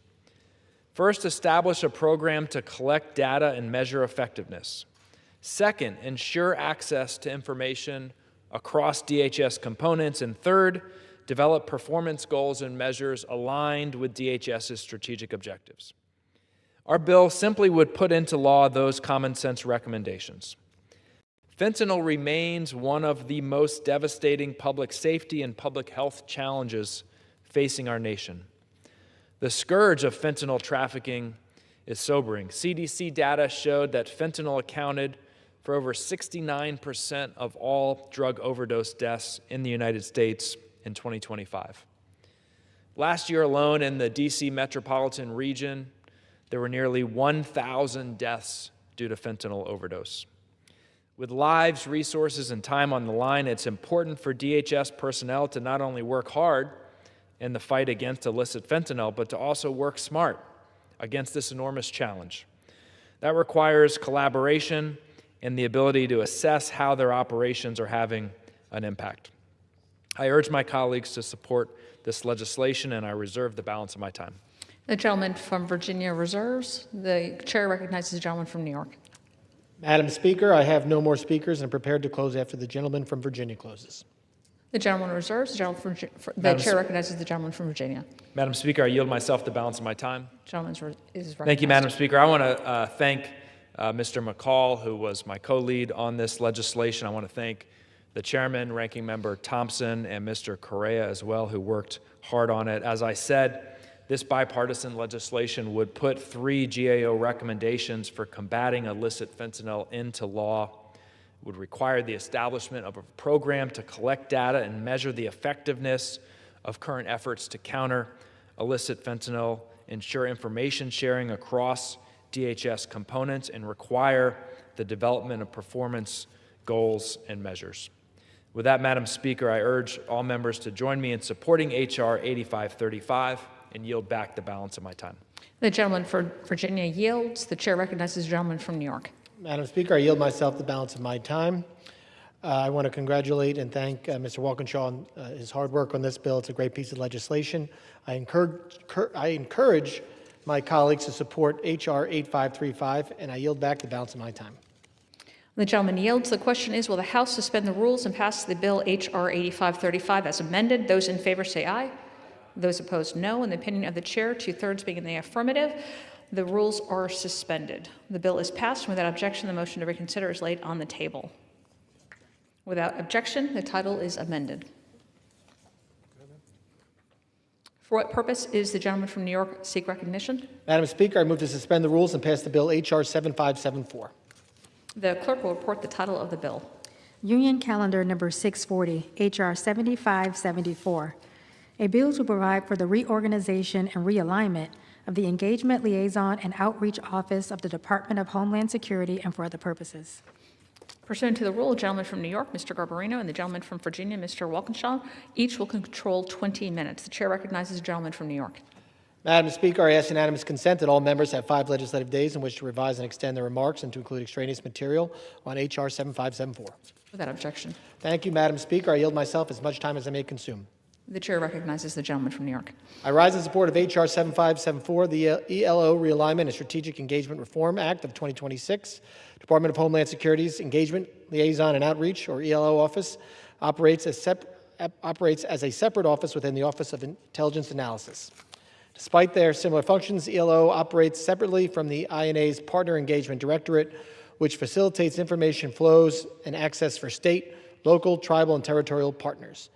The ELO Realignment and Strategic Engagement Reform Act will require the DHS Secretary to develop a comprehensive plan to reorganize the ELO office and realign it with the work of INA's Partner Engagement Directorate to streamline operations and eliminate redundancies. This plan must specifically address ways to improve coordination with law enforcement agencies, centralize points of contact, and enhance information sharing. I want to thank Representative Evans for his leadership, and I urge my colleagues to support this bill, and I reserve. The gentleman reserves. The gentleman for Virginia is recognized. Madam Speaker, I yield myself such time as I may consume. The gentleman is recognized. Madam Speaker, engagement with state, local, tribal, and territorial law enforcement is essential to the Department of Homeland Security's mission to secure the homeland. State and local law enforcement partners must have clear points of contact within DHS to maximize information sharing and collaboration on issues like emergency and cybersecurity incident response. H.R. 7574 aims to ensure this by directing the Secretary of Homeland Security to realign the functions and personnel within the Office of Intelligence and Analysis's Engagement, Liaison, and Outreach Office. Madam Speaker, while it is important for state and local officials to have clear points of contact at DHS for information sharing and collaboration, H.R. 7574's requirement to identify redundancies at the Office of Intelligence and Analysis should not, I hope, be viewed as a pretext to reduce INA's workforce. INA is charged with delivering timely and actionable intelligence to our law enforcement on the front lines, and unnecessarily slashing their capacity could unintentionally create security gaps and make our communities more vulnerable to cyber, terror, attacks, and other threats. While I understand that H.R. 7574 seeks to improve DHS relationships with law enforcement agencies by establishing clear communication protocols and centralizing points of contact for law enforcement engagement, I urge DHS to consult with Congress on the implementation of this bill and before any staffing changes or reductions are made. We need to strengthen, not undermine, INA's ability to protect the homeland. And with that, Madam Speaker, I reserve the balance of my time. The gentleman reserves. The chair recognizes the gentleman from New York. Thank you, Madam Speaker. I yield as much time as he may consume to the gentleman from Colorado, Mr. Evans. The gentleman is recognized. Thank you, Madam Speaker. Thank you, Chairman, and I want to thank my bipartisan partner on this, Rep. Goldman. Today I rise to urge my colleagues to support the bipartisan bill, the Engagement Liaison and Outreach Realignment and Strategic Engagement Reform Act. This bill consolidates the functions of two existing Department of Homeland Security offices tasked with public safety coordination into one centralized point of contact. DHS's Office of Intelligence and Analysis, also known as INA, is the only entity in the U.S. intelligence community responsible for delivering intelligence directly to state and local law enforcement agencies. As a former cop for over a decade in the Denver metro area, I know there's nothing more critical to law enforcement operations than open communication between local, state, and federal agencies. Information sharing between the men and women on the front lines and federal intelligence counterparts ensures that bad actors, often tied to international criminal organizations like cartels and terrorist groups, are removed from our streets as quickly as possible. From my own experience, I know that state and local law enforcement often face national and international threats, terrorists, cartels, cyber attacks, foreign enemy regimes. This bill supports state and local law enforcement when they encounter those national or those international threats. Unfortunately, in my home state of Colorado, Denver Democrats are often more concerned about finding ways to weaken law enforcement operations and attacking our brave officers rather than prioritizing public safety. Defund the police antics create public safety conflicts and confusion for law enforcement officers who are trying to serve and protect their communities. This bill ensures that state and local agencies can easily and frequently access the resources they require from their federal partners when they're facing threats that require federal backing. By reorganizing the ELO office and realigning its essential functions within INA's Partner Engagement Directorate, this bill streamlines coordination between law enforcement agencies, enhances information sharing mechanisms, and reduces duplicative actions. This ensures responsible stewardship of taxpayer dollars, and it makes sure that state and local law enforcement agencies have the information that they need when they're facing those national or international threats. Time and again, we wait for tragedies to remind us that we have to incentivize interagency collaboration. This bill takes the fight to the streets, and it makes sure that we are preventively getting these resources to our state and local law enforcement agencies, because no single law enforcement agency can effectively address the full spectrum of threats without that combined resource. I strongly urge support for this bipartisan piece of legislation and to support the millions of state and local law enforcement officers across our country, and I yield back. I reserve. The gentleman reserves. The gentleman from Virginia is recognized. Madam Speaker, I yield myself the balance of my time. Madam Speaker, I appreciate the gentleman's and the committee's work on H.R. 7574, and it sounds like I think we're in alignment. I just want to be sure that the language in the bill referring to redundancies isn't used to defund the INA at the Department of Homeland Security. It sounds like gentlemen and I are on the same page. I yield back the balance of my time. Gentleman yields. The gentleman from New York is recognized. Madam Speaker, I yield myself the balance of my time. I urge my colleagues to support H.R. 7574.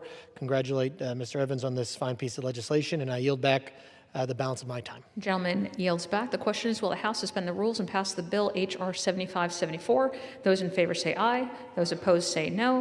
In the opinion of the chair, 2/3 being in the affirmative, the rules are suspended. The bill is passed, and without objection, the motion to consider is laid on the table. Sorry?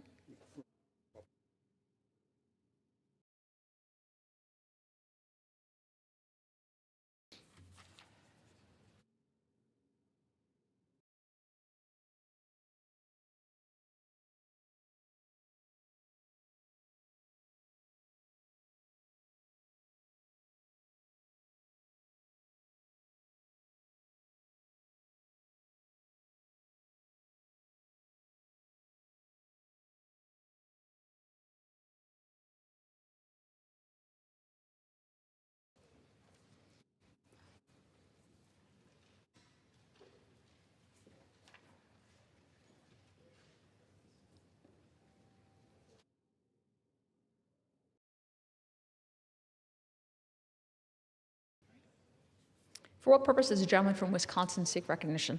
Madam Speaker, I move to suspend the rules and pass the bill H.R. 3535, the Stop Foreign Funds in Elections Act. The clerk will report the title of the bill. Union Calendar Number 641, H.R. 3535, a bill to amend the Federal Election Campaign Act of 1971 to apply the prohibition against contributions and donations by foreign nationals in connection with elections to contributions or donations in connection with ballot initiatives and referenda. The gentleman from Wisconsin, Mr. Stile, and the gentleman from New York, Mr. Morrell, each will control 20 minutes. The chair now recognizes the gentleman from Wisconsin. Madam Speaker, I ask unanimous consent that all members will have 5 legislative days in which to revise and extend their remarks and include additional material on the bill. Without objection. Madam Speaker, I rise today. I yield myself as much time as I may consume. The gentleman is recognized. Madam Speaker, I rise today in support of H.R. 3535, the Stop Foreign Funds and Elections Act, introduced by my friend, Representative Brian Fitzpatrick. U.S. elections should be for U.S. citizens only, and only U.S. citizens should be participating in and donating in political causes. Today, gaps in our existing laws undermine this principle and actually permit foreign actors to fund U.S. political activities. It's true. Current law allows foreign funding to infiltrate state and local ballot initiatives, referenda, and recall elections. As we've seen in recent history, those races can attract millions of dollars in outside spending. Some of that has been foreign money, and right now, that's completely legal. Shadowy groups like 1630 Fund have funneled millions of foreign-linked dollars into ballot initiatives and campaigns in states including Arizona, Nevada, and Ohio. It sounds crazy, but it's true, Madam Speaker. We should all be able to agree that foreign funds should not be influencing or financing ballot measures, referenda, or recall elections. Current law, as we know, already prohibits foreign money in federal elections, and this bill broadens that nonpartisan, common-sense prohibition to similar state and local elections. Madam Speaker, elections should be decided by Americans, and they should not be influenced or funded by foreign nationals. I urge all of my colleagues to support this legislation and ensure American elections remain for American citizens only. I reserve the balance of my time. The gentleman reserves. The gentleman from New York is recognized. Thank you, Madam Speaker. I yield myself such time as I may consume. The gentleman is recognized. Thank you. This bipartisan bill, the Stop Foreign Funds and Elections Act, will close a loophole, as my colleague and friend, Mr. Stile, the chairman of the Committee on House Administration, has indicated, that currently allows foreign nationals to contribute to state and local ballot initiatives as well as recall referenda. This change is needed because the Federal Elections Commission previously determined that the Federal Election Campaign Act's foreign national prohibition does not actually reach ballot initiatives that do not appear to be linked to an office-seeking candidate at the federal, state, or local level. The FEC often sends to Congress legislative recommendations adopted on a bipartisan basis to update and strengthen our campaign finance regime. And this very bill has been included in their recent recommendations. In fact, this bill is among the highest priority legislative recommendations from the FEC. And I want to thank the bill's sponsor, Congressman Fitzpatrick, as well as the bill's co-lead, Congressman Golden, for their important work on this issue. And I'm glad to see the House taking seriously the risk of foreign interference in domestic elections. And in that spirit, I encourage my colleagues to consider other comprehensive democracy reforms to close loopholes. House Democrats' Freedom to Vote Act, which includes the Disclose Act, would crack down on foreign campaign spending. And I think it's well past time for Congress to do something to stem the tide of dark money, including foreign money, in American elections. This bill is a start, and I think I would continue to urge us to do more. But with that, I encourage my colleagues to support the bill, and I reserve the balance of my time. The gentleman reserves. The chair recognizes the gentleman from Wisconsin. Thank you, Madam Speaker. I yield myself so much time as I may consume. Without objection. Madam Speaker, this bill is broadly about making sure that American elections are for American citizens only. As my colleague, Mr. Morelli, noted, there's a significant gaping hole in U.S. campaign finance laws.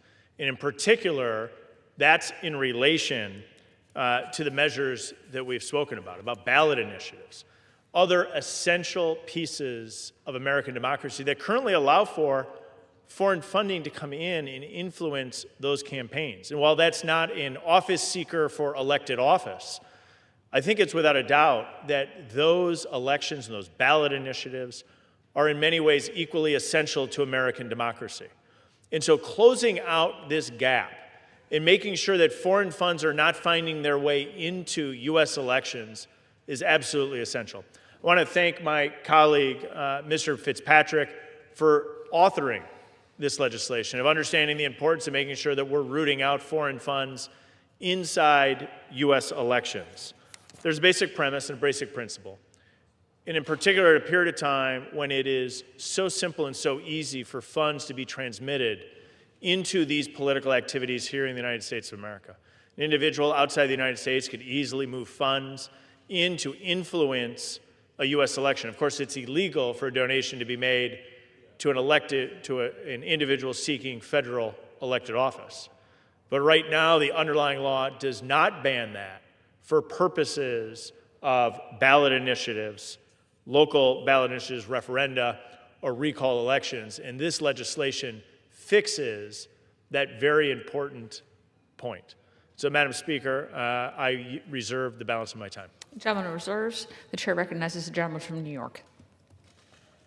Thank you, Madam Speaker, and I want to not only concur with my colleague about the importance of making sure that we don't have involvement of foreign entities into our politics. I do think, in many ways, if I can just opine for a minute, one of the real challenges I think facing this country right now is the lack of faith in their government and Americans losing trust and losing faith. Part of that is because of the broad influence of money just generally in our politics. And you see billionaires contributing hundreds of millions of dollars. We see the influence of dark money, of super PACs. So I'm looking forward to, over the next several months, working with my colleagues, and over the next several years, if need be, to repair some of the damage to those relationships and to let the people of this country know that the democracy, which we celebrate 250 years of this month, that it is in their hands, that they are ultimately the sovereigns and there weren't outside influences. But I think that's becoming harder and harder to be able to make that point and to convince people of that without dramatic changes in the way we finance our campaigns and the way that the public dialogue engages. And frankly, I'm disappointed in the Supreme Court's decision just this month related to coordination between super PACs and party committees and individual candidates. So I think there's much to do. If we're going to have the ability to persuade American citizens that their government is theirs, we're going to have to take out the influence of all manner of people, and certainly this bill is a step in the right direction. And I see my colleague, the sponsor of the bill, has arrived, so I'll reserve the balance of my time and certainly let him address the House. The gentleman reserves. The chair recognizes the gentleman from Wisconsin. Madam Speaker, I yield as much time as you may consume to the author of the bill, our colleague and friend Brian Fitzpatrick from Pennsylvania. Without objection. Thank you, Madam Speaker. Thanks to the chairman for yielding. I rise today in strong support of our legislation, H.R. 3535, the Stop Foreign Funds and Elections Act. Madam Speaker, this legislation is built on a simple principle. American elections should be decided by the American people, not by the influence of foreign actors. The Stop Foreign Funds and Elections Act closes a dangerous and longstanding loophole in our current election system. While current federal law already prohibits foreign nationals from contributing to candidates running for office, there remains gaps when it comes to state and local ballot measures. Ballot initiatives, referendum, and recall elections often determine major public policy questions that directly affect American communities, yet existing law does not clearly prohibit foreign money from being used to influence these outcomes. This bill closes that loophole. Madam Speaker, this is not a partisan issue. Whether the issue on the ballot is one you support or oppose, every American should agree that the outcome should reflect the will of the American voters, not the financial influence of foreign interests. Our elections and ballot measures exist to give the American people a voice, not outside actors with agendas that may conflict with our national interests. The Stop Foreign Funds and Elections Act simply extends an existing safeguard to ensure that all taxpayer-funded elections receive the same protection from foreign influence. I want to thank Congressman Golden for his partnership on this legislation, as well as Chairman Stile and Ranking Member Morrell for their engagement on this legislation, and I urge all my colleagues to support this common sense bill to strengthen the integrity of our electoral system and ensure that our democratic process remains accountable to the citizens that it serves. I yield back. Madam Speaker, I have no further speakers. I'm prepared to close. The gentleman reserves. The gentleman from New York is recognized. Yes, thank you, Madam Speaker. I again reiterate our support for the bill. I want to thank the bill's sponsor, Mr. Fitzpatrick, as well as Mr. Golden for their work on this, and continue to believe that there's much we can do and much that we need to do, and this is an important step along the way. So I want to thank my colleague and my friend, Chairman Stile, for bringing the bill before us, and I urge all my colleagues to vote. With that, I yield back. The gentleman yields. The gentleman from Wisconsin is recognized.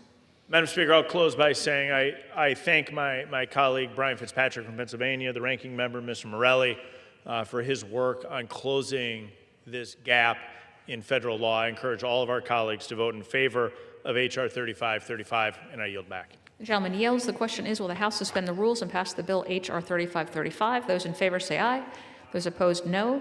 In the opinion of the chair, 2/3 being in the affirmative, the rules are suspended. The bill is passed, and without recognition, the motion to reconsider is laid on the table. First, does the gentleman from Wisconsin seek recognition? Madam Speaker, I move to suspend the rules and pass the bill H.R. 8738, the FEC Administrative Improvements Act. The clerk will report the title of the bill. H.R. 8738, a bill to amend the Federal Election Campaign Act of 1971 to require electronic report filing for persons making certain electioneering communications and to permit political committees to make disbursements other than by check. Pursuant to the rule, the gentleman from Wisconsin, Mr. Stile, and the gentleman from New York, Mr. Morello, will each control 20 minutes. The chair recognizes the gentleman from Wisconsin. Thank you, Madam Speaker. I ask unanimous consent that all members will have 5 legislative days in which to revise and extend their remarks and include additional material on the bill. Objection. Madam Speaker, I yield myself so much time as I may consume. The gentleman is recognized. Madam Speaker, I rise in strong support of H.R. 8738, the FEC Administrative Improvement Acts. And I want to thank my friend, Ranking Member Morelli, and the chair of our subcommittee on elections, Representative Lee from Florida, for their leadership on this legislation. Our campaign finance system wasn't designed for the digital age.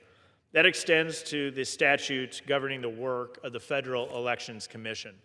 This bill implements several recommendations from the FEC to modernize their administrative operations and reduce outdated administrative burdens. The bill expands the electronic filing requirements to electioneering communications reports and allows political committees to make disbursements by methods other than checks. Madam Speaker, the work of the FEC is important to our federal election system. This bill improves their efficiency and modernizes our campaign finance system for the digital age.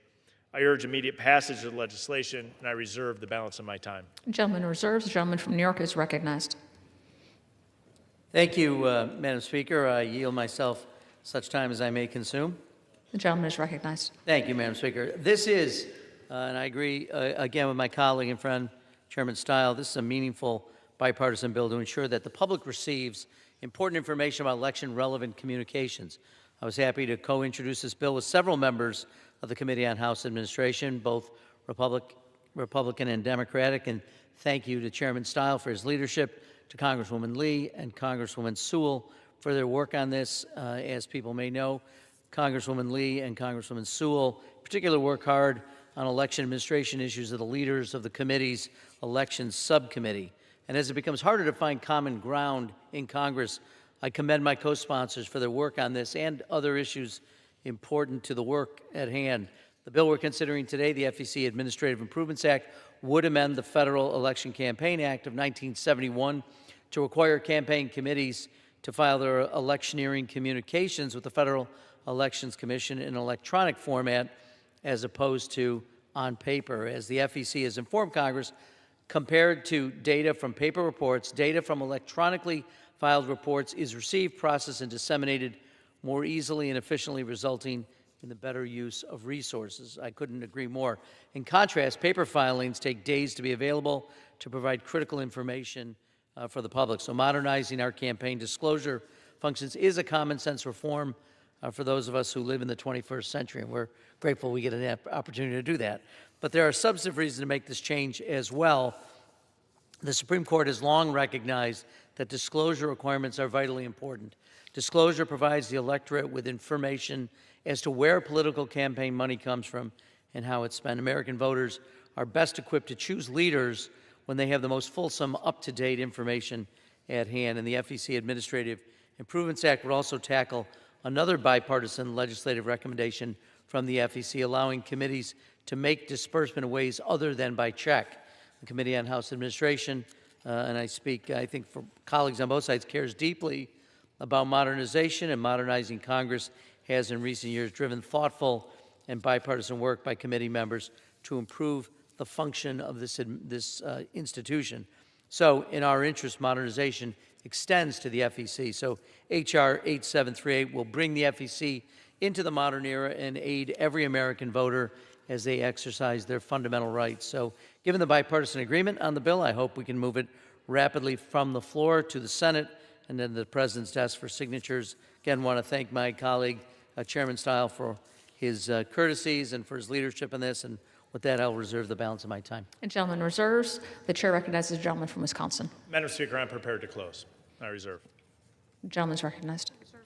Oh, yeah, I'm sorry, you reserve. Gentleman reserves. The chair recognizes the gentleman from New York. Very simply, thank you to the chairman, thank you to my colleagues. I look forward to what I hope is a unanimous or near unanimous vote in the House on important legislation. With that, I yield back. The gentleman yields. The gentleman from Wisconsin is recognized. Madam Speaker, I want to thank my colleague, the ranking member, Mr. Morelli, for his work on this legislation. There's a lot of work to be done to update our campaign finance laws for the digital age, and this is an important piece of legislation. I encourage all of my colleagues to vote in favor of H.R. 8738. I yield back. The gentleman yields. The question is, will the House suspend the rules and pass the bill H.R. 8738? Those in favor say aye. Those opposed, no. In the opinion of the chair, 2/3 being in the affirmative, the rules are suspended. The bill is passed, and without objection, the motion to reconsider.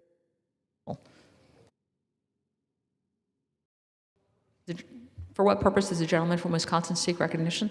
Madam Speaker, I ask unanimous consent that the ordering of a recorded vote on the question of reconsideration of the vote on adoption of House Resolution 1398 be vacated to the end that the motion to reconsider be laid on the table, and that House Resolution 1377 be laid on the table. Without objection. Pursuant to the Clause 12A of Rule 1, the chair declares the House in recess until approximately 6:30 p.m. tonight.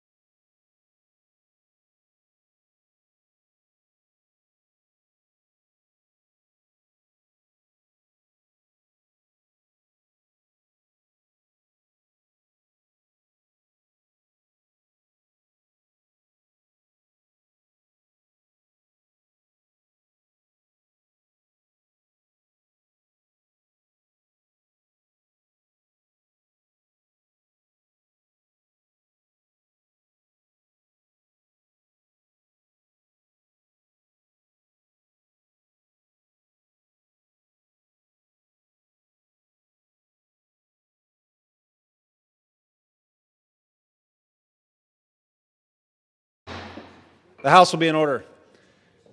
Proceedings will resume on questions previously postponed. Votes will be taken in the following order. Motions to suspend the rules and pass H.R. 3106 and H.R. 8897. The first electronic vote will be conducted as a 15-minute vote. Pursuant to Clause 9 of Rule 20, the remaining electronic votes will be conducted as 5-minute votes. Pursuant to Clause 8 of Rule 20, the unfinished business is the vote on the motion of the gentleman from New York, Mr. Garbarino, to suspend the rules and pass H.R. 3106, on which the yeas and nays are ordered. The clerk will report the title. Union Calendar Number 648, H.R. 3106, a bill to require the Secretary of Homeland Security to conduct a collective response to a terrorism exercise that includes the management of cascading effects on critical infrastructure during times of extreme cold weather and for other purposes.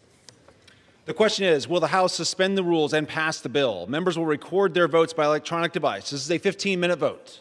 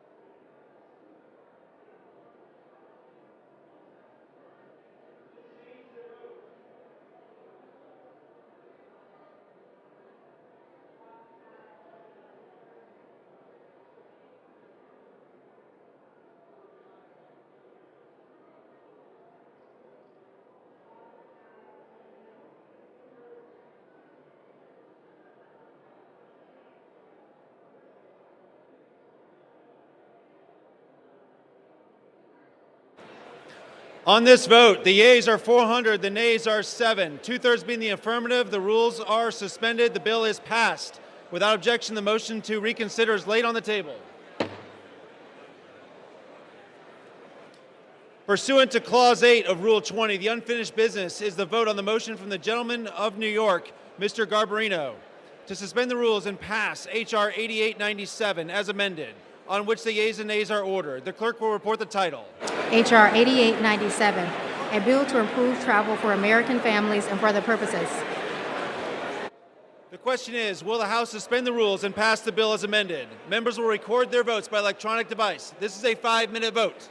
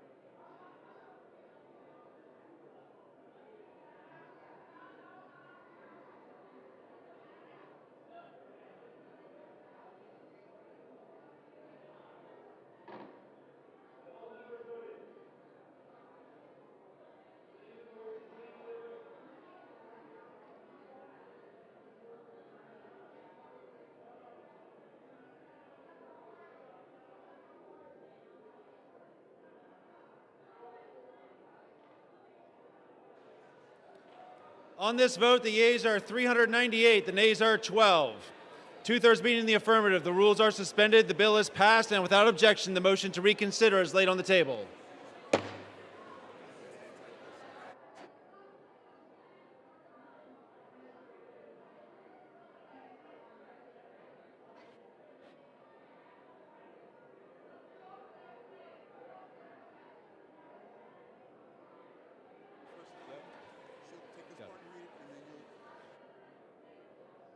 Before the House, the following personal request.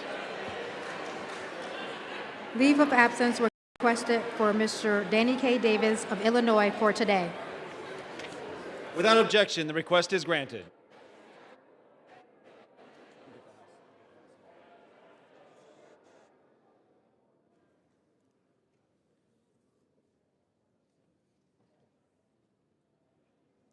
The House will be in order.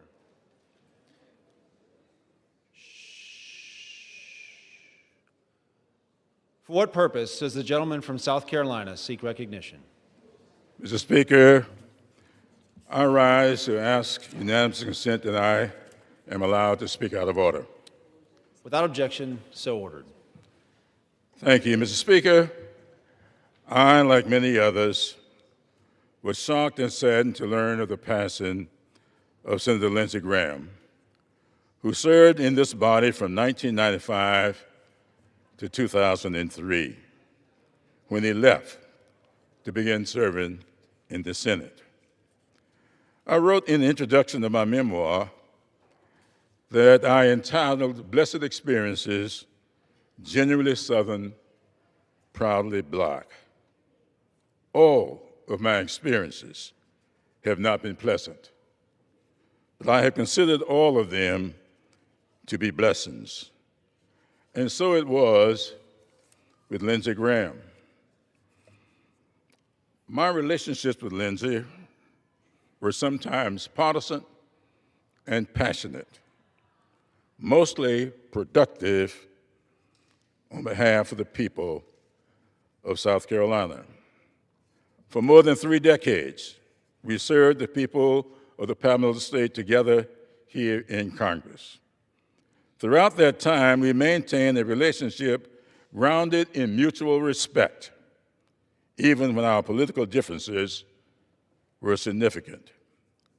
His commitment to public service and the people he represented will remain an enduring part of his legacy. I shall never forget playing a round of golf with Lindsey Graham at one of South Carolina's many beautiful golf courses. And I raised an issue with him that I thought was very significant. I said to him that South Carolina, which I consider to be one of, if not the most historic state in our nation, was without a heritage corridor. And I thought the one was in order for the state. And Lindsey said he agreed with me, but I said to him, I said, Lindsey, this bill that I've introduced to create the South Carolina National Heritage Corridor will never become law with my name on it. Things had gotten a bit too partisan back in 1994 and 5, 6. And I asked him to put his name on it.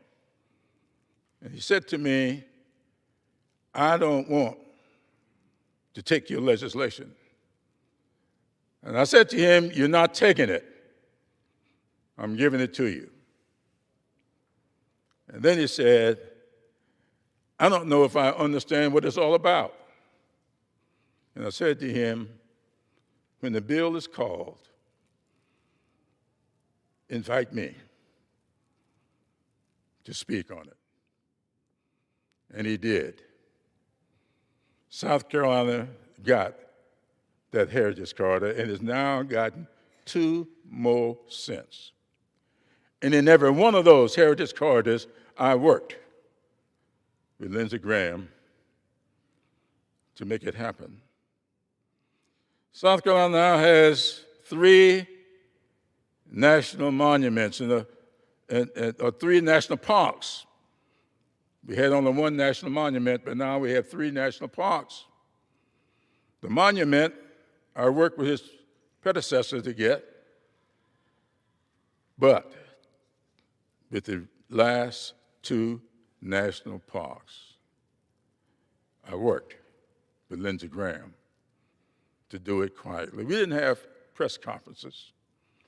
We just sat down with each other, or we got in a golf cart together to make it happen.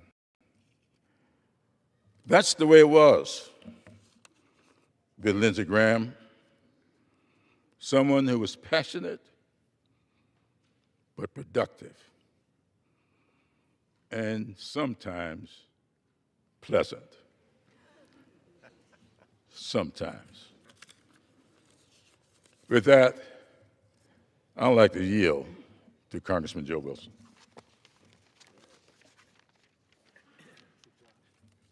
Thank you very much, Congressman Jim Clyburn. And indeed, it is bipartisan this afternoon or this evening with our delegation. And we of South Carolina so appreciate the remarkable service and successes of Senator Lindsey Graham. It's so impersonal to me. I got to meet him in his public service as Staff Judge Advocate for the Army Guard. He was Staff Judge Advocate for the Air Guard. And for his public service, military, he served in the State House of South Carolina, the U.S. Congress, and obviously in the U.S. Senate. But he was dedicated to the people of South Carolina. And it's really incredible. The last week of his service, he was present with Donald Trump, President Trump, for the NATO meetings in Ankara. And while he was there, he met with President Ahmad al-Shara of Syria and proclaimed that we need to give Syria a chance. And he understood how important it is, a stable and secure Syria, as himself being a proponent of a stable and sovereign Israel. And he's always stood with Israel. And then on Friday, of all things, he had the opportunity to be in Kyiv, Ukraine, with President Vladimir Zelensky, where he, again, was so forceful in pointing out that indeed the sanctions bill has been agreed to by President Donald Trump, sanctions on war criminal Putin. And while he was there, he also toured a drone manufacturing facility. He returned back to the United States on Saturday, and sadly, he actually had a very positive conversation with President Donald Trump, and then almost immediately after that call, he sadly had a chronic acute heart attack and passed away. In the meantime, today is a very significant day in that our Governor, Henry McMaster, I think, has made an incredible choice, and that is to appoint the sister of Senator Lindsey Graham, Darlene, to be the new U.S. Senator from South Carolina. And so as we're remembering Senator Graham, we can just cherish so many memories that all of us have. And with that, I would like to now move for a moment of silence.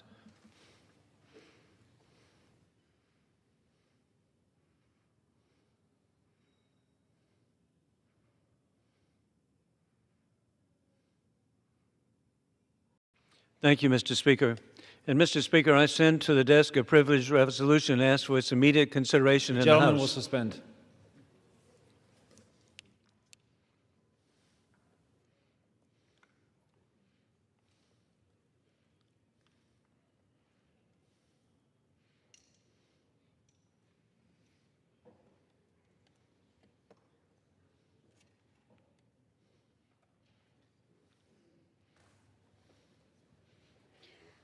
For what purpose does the gentleman from South Carolina seek recognition? Mr. Speaker, or Madam Speaker, I send to the House a privileged resolution and ask for its immediate consideration in the House. The clerk will report the resolution. House Resolution 1424. Resolved that the House has heard with profound sorrow of the death of the Honorable Lindsey Graham, a senator from the state of South Carolina. Resolved that the clerk communicate these resolutions to the Senate and transmit a copy thereof to the family of the deceased. Resolved that when the House adjourns today, it adjourn as a further mark of respect to the memory of the deceased senator. Without objection, the resolution is agreed to and the motion to reconsider is laid on the table. Madam Speaker, I move that the House do now adjourn. The question is on the motion to adjourn. Those in favor say aye. Aye. Those opposed, no. In the opinion of the chair, the ayes have it. The motion is agreed to. Accordingly, pursuant to House Resolution 1424, the House stands adjourned until 10 a.m. tomorrow as a further mark of respect to the memory of the late Honorable Lindsey Graham.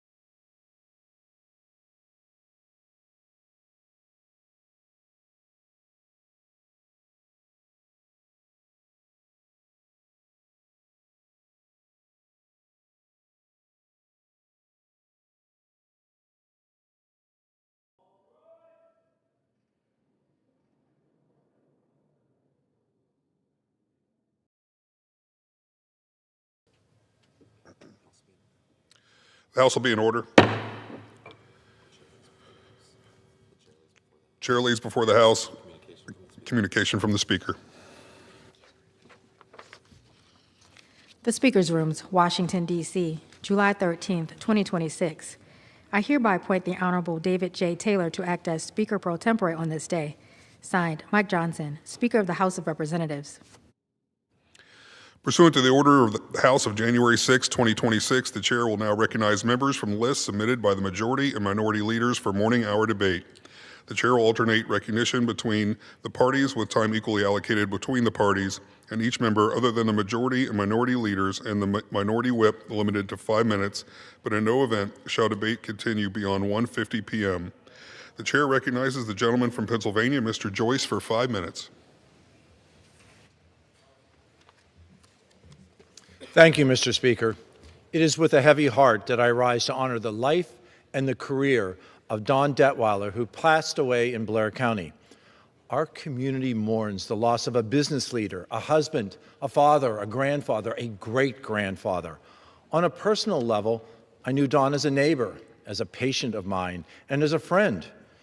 Each life that he touched grew stronger and brighter because of Don Detweiler. From a young age, Don worked in the family business, New Enterprise Stone and Lime. He retired from the company in 2020 as president and CEO and continued to serve as a consultant. Don held leadership positions in numerous professional and community organizations. And in his very distinct, quiet way, he created a distinguished legacy. As we pause to remember his immeasurable impact, we also keep in mind his wonderful wife, Judy, and his entire family. Please join me in honoring the life of Don Detweiler, who was truly one of Blair County's most esteemed figures. Thank you. Mr. Speaker, I rise today to honor the Williamsburg Volunteer Fire Department for 100 years of service. Founded in 1926, the Volunteer Fire Department has evolved into a professionally trained emergency response team that averages more than 300 calls per year. In addition to its responsibilities within the borough, the fire department also provides mutual aid to several companies throughout Blair and Huntingdon counties. The fire department proudly notes that 16 of its members are lifetime members who have served the department for 25 years or longer. On behalf of everyone in the 13th Congressional District, I congratulate the Fire Chief Travis and all members of the Williamsburg Volunteer Fire Department on the 100 years of distinguished service. Thank you. Mr. Speaker, it is with pride that I rise to honor the Bermudian Springs High School baseball team of Adams County for winning the PIAA 3A state championship in a thrilling 1-0 victory over South Park. This marks the second state title for the Bermudian Springs baseball team. The first was a 2A state title. Bermudian Springs finished this championship season with an outstanding 24-4 record. On behalf of everyone in Adams County and throughout Pennsylvania's 13th Congressional District, I congratulate the players, the head coach Jeff Carpenter, and members of his staff on this memorable achievement. Thank you. Mr. Speaker, I rise to honor the Smithfield Volunteer Fire Company of Huntingdon County, Pennsylvania, for 100 years of service. Since its incorporation in 1926, Smithfield's century of service has been distinguished by support and a proud local tradition. History records the fire company's founders mortgaged their own properties to construct the first fire hall.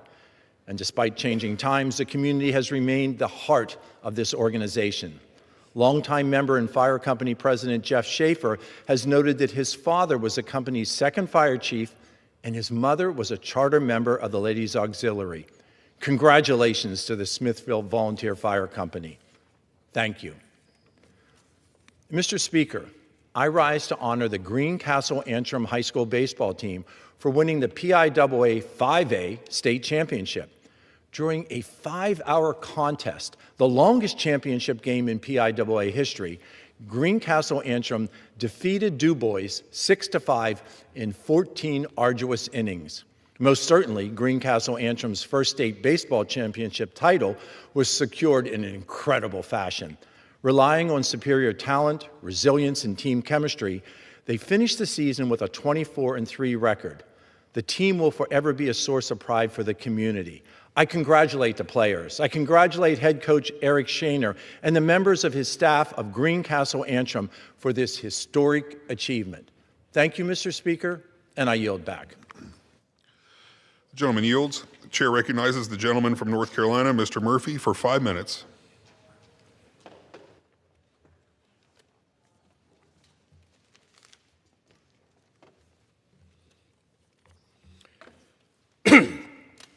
Mr. Speaker, I take great joy today to recognize the dedication, loyalty, and hard work of my legislative director and healthcare advisor, McLean Piner, and to congratulate him on a well-earned next chapter he will soon embark upon.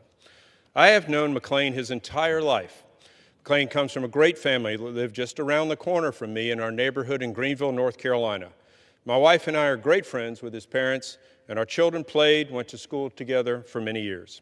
In fact, only one issue ever caused any consternation between the Murphys and the Piners, and it was their inexplicable and frankly despicable allegiance to Duke University sports programs. Such a fine family, but such misguided loyalty. At least they know the great basketball Coach K lost his final game to UNC. Fortunately, this one personal impediment, which I hope one day he will grow out of, has not impacted his character, nor will it impede his career. McLean first began working for me back in 2016 as an intern while I served in the North Carolina House of Representatives. Not possessed with a loud voice, he was still a hard worker, tenacious, and a joy to have around. When I came to Congress in 2019, I was able to wrangle him away from a job downtown to come and work for my office. Since then, he has put his head down and continued to earn this place of very high respect in Washington. Over nearly 8 years, McLean distinguished himself, working his way up through legislative correspondent all the way to legislative director, a role he's now held for 3 years. He quickly established himself as a force to be reckoned with when it came to health care issues. As a physician, my chief focus in Congress has been one of making health care accessible, affordable, and of the highest quality. I have fought for patients and those who deliver their care. We have endured close to 7 years of late-night votes, painful policy briefings, unconscionably long markups, spirited hearings in the Ways and Means Committee. Yet through countless meetings, briefs, and events, McLean has been there every step of the way with me. We have learned from each other, and his counsel is one I have learned to appreciate and trust. At the beginning of this session, he came to me and told me he was being recruited by the administration for a job there. I told him no, he wasn't ready. He had more to learn. Now, he is ready. And as all good mentors should do, when it is time, they should let their protégés fly away. McLean will soon depart Team Murphy for the next chapter of his career, an enormous and deserving leap forward, over at the Department of Health and Human Services as Deputy Assistant Secretary.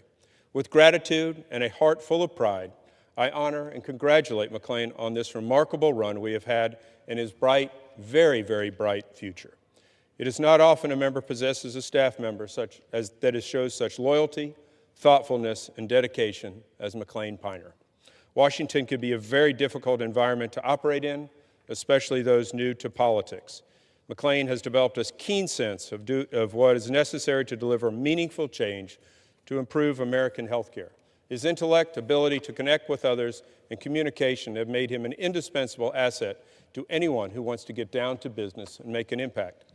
While I wish I could keep McLean in my office as long as I have the privilege to serve in this body, it is time now for him to move on.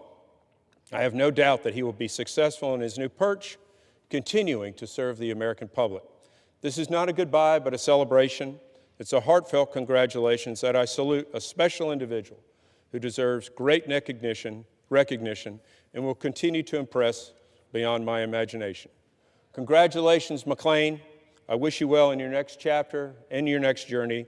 Thank you for your service in my office on behalf of the constituents of Eastern North Carolina. With that, I yield back. The gentleman yields. The chair recognizes the gentleman from Florida, Mr. Bean, for 5 minutes.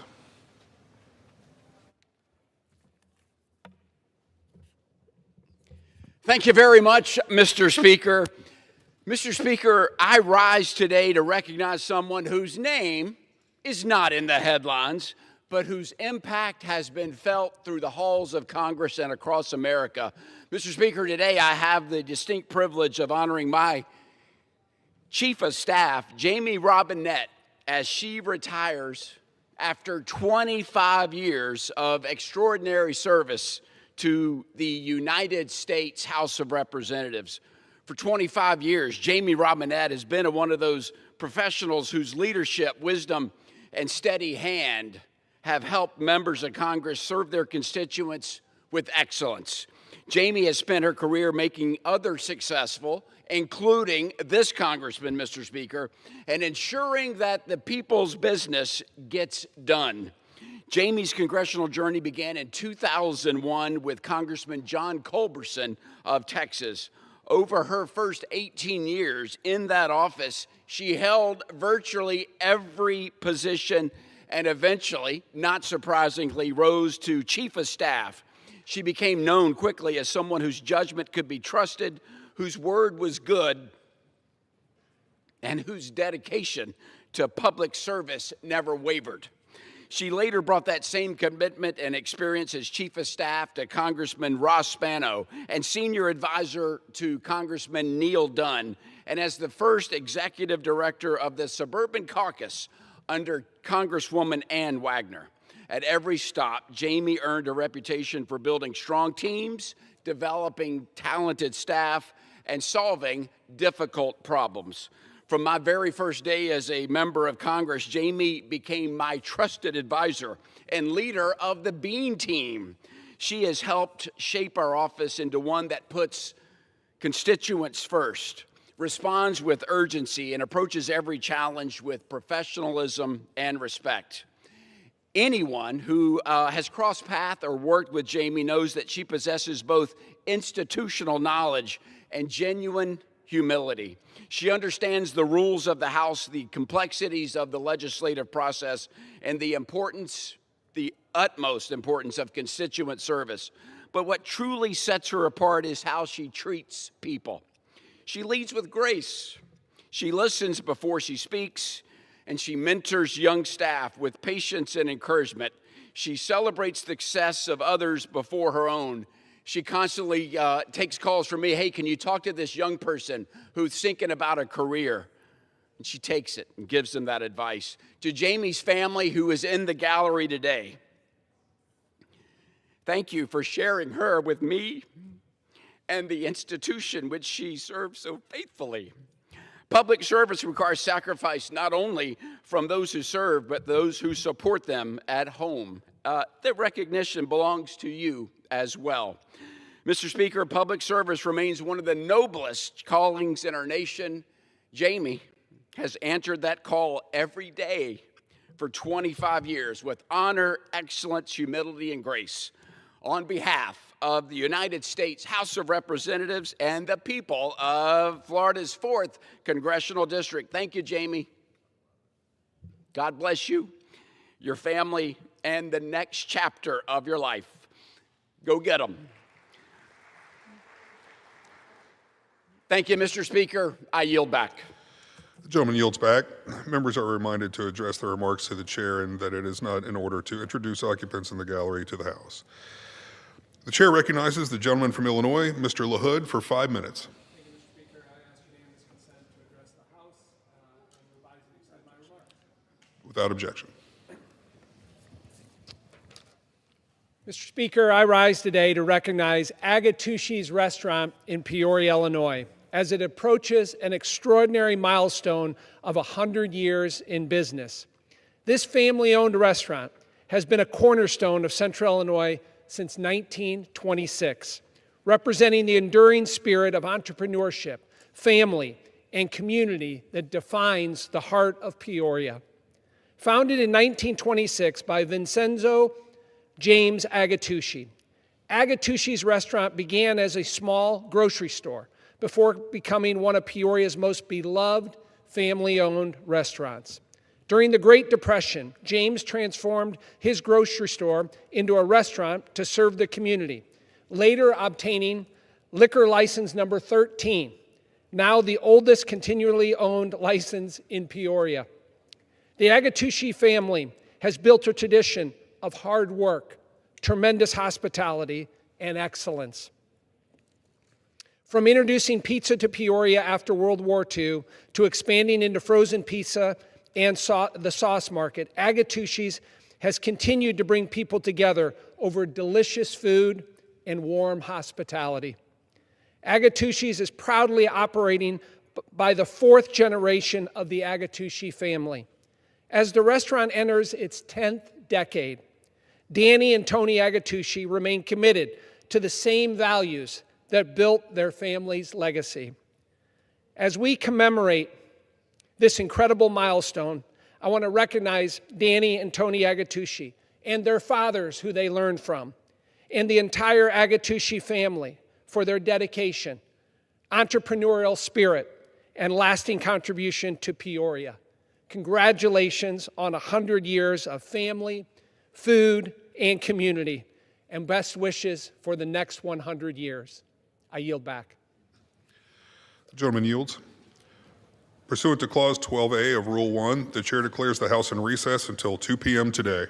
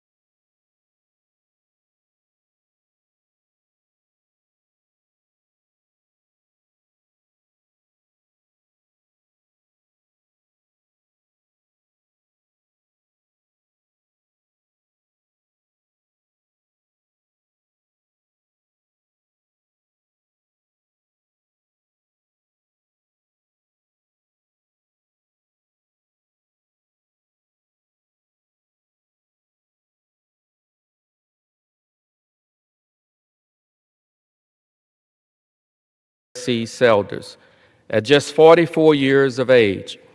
He leaves behind his wife, Kendra, and his two sons, LJ and Luke, the boys who were by every account inseparable from his side, and he loved them dearly. Larry devoted himself to helping people rebuild their lives. His compassion stayed consistent while he earned his social work degree from Southern University, all the way to the Louisiana legislature, first as a state representative for District 67, and then a state senator for District 14. Described as a gentle giant whose kindness made everyone feel like he was an old friend. He humbly approached public service, always lifting others up rather than seeking recognition.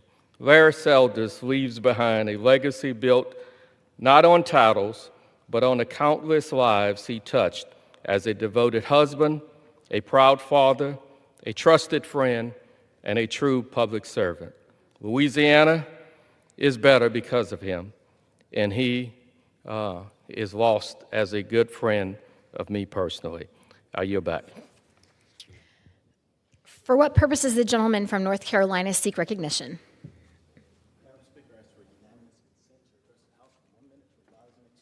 Without objection, the gentleman is recognized for 1 minute.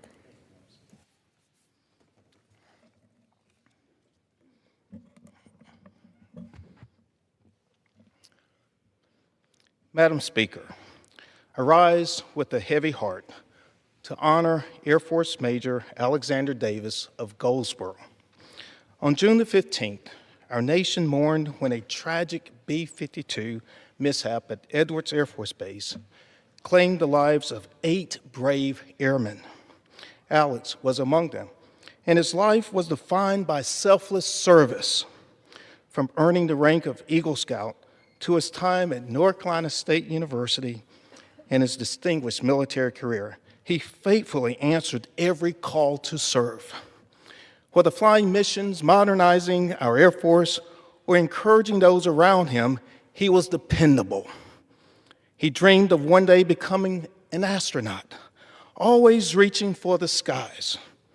Eastern North Carolina will always be proud to call him one of our own.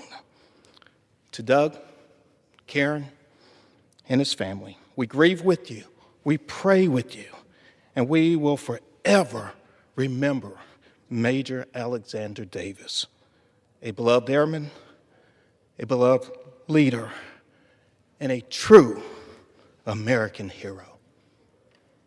I yield back. Pursuant to Clause 12A of Rule 1, the chair declares the House in recess subject to the call of the chair.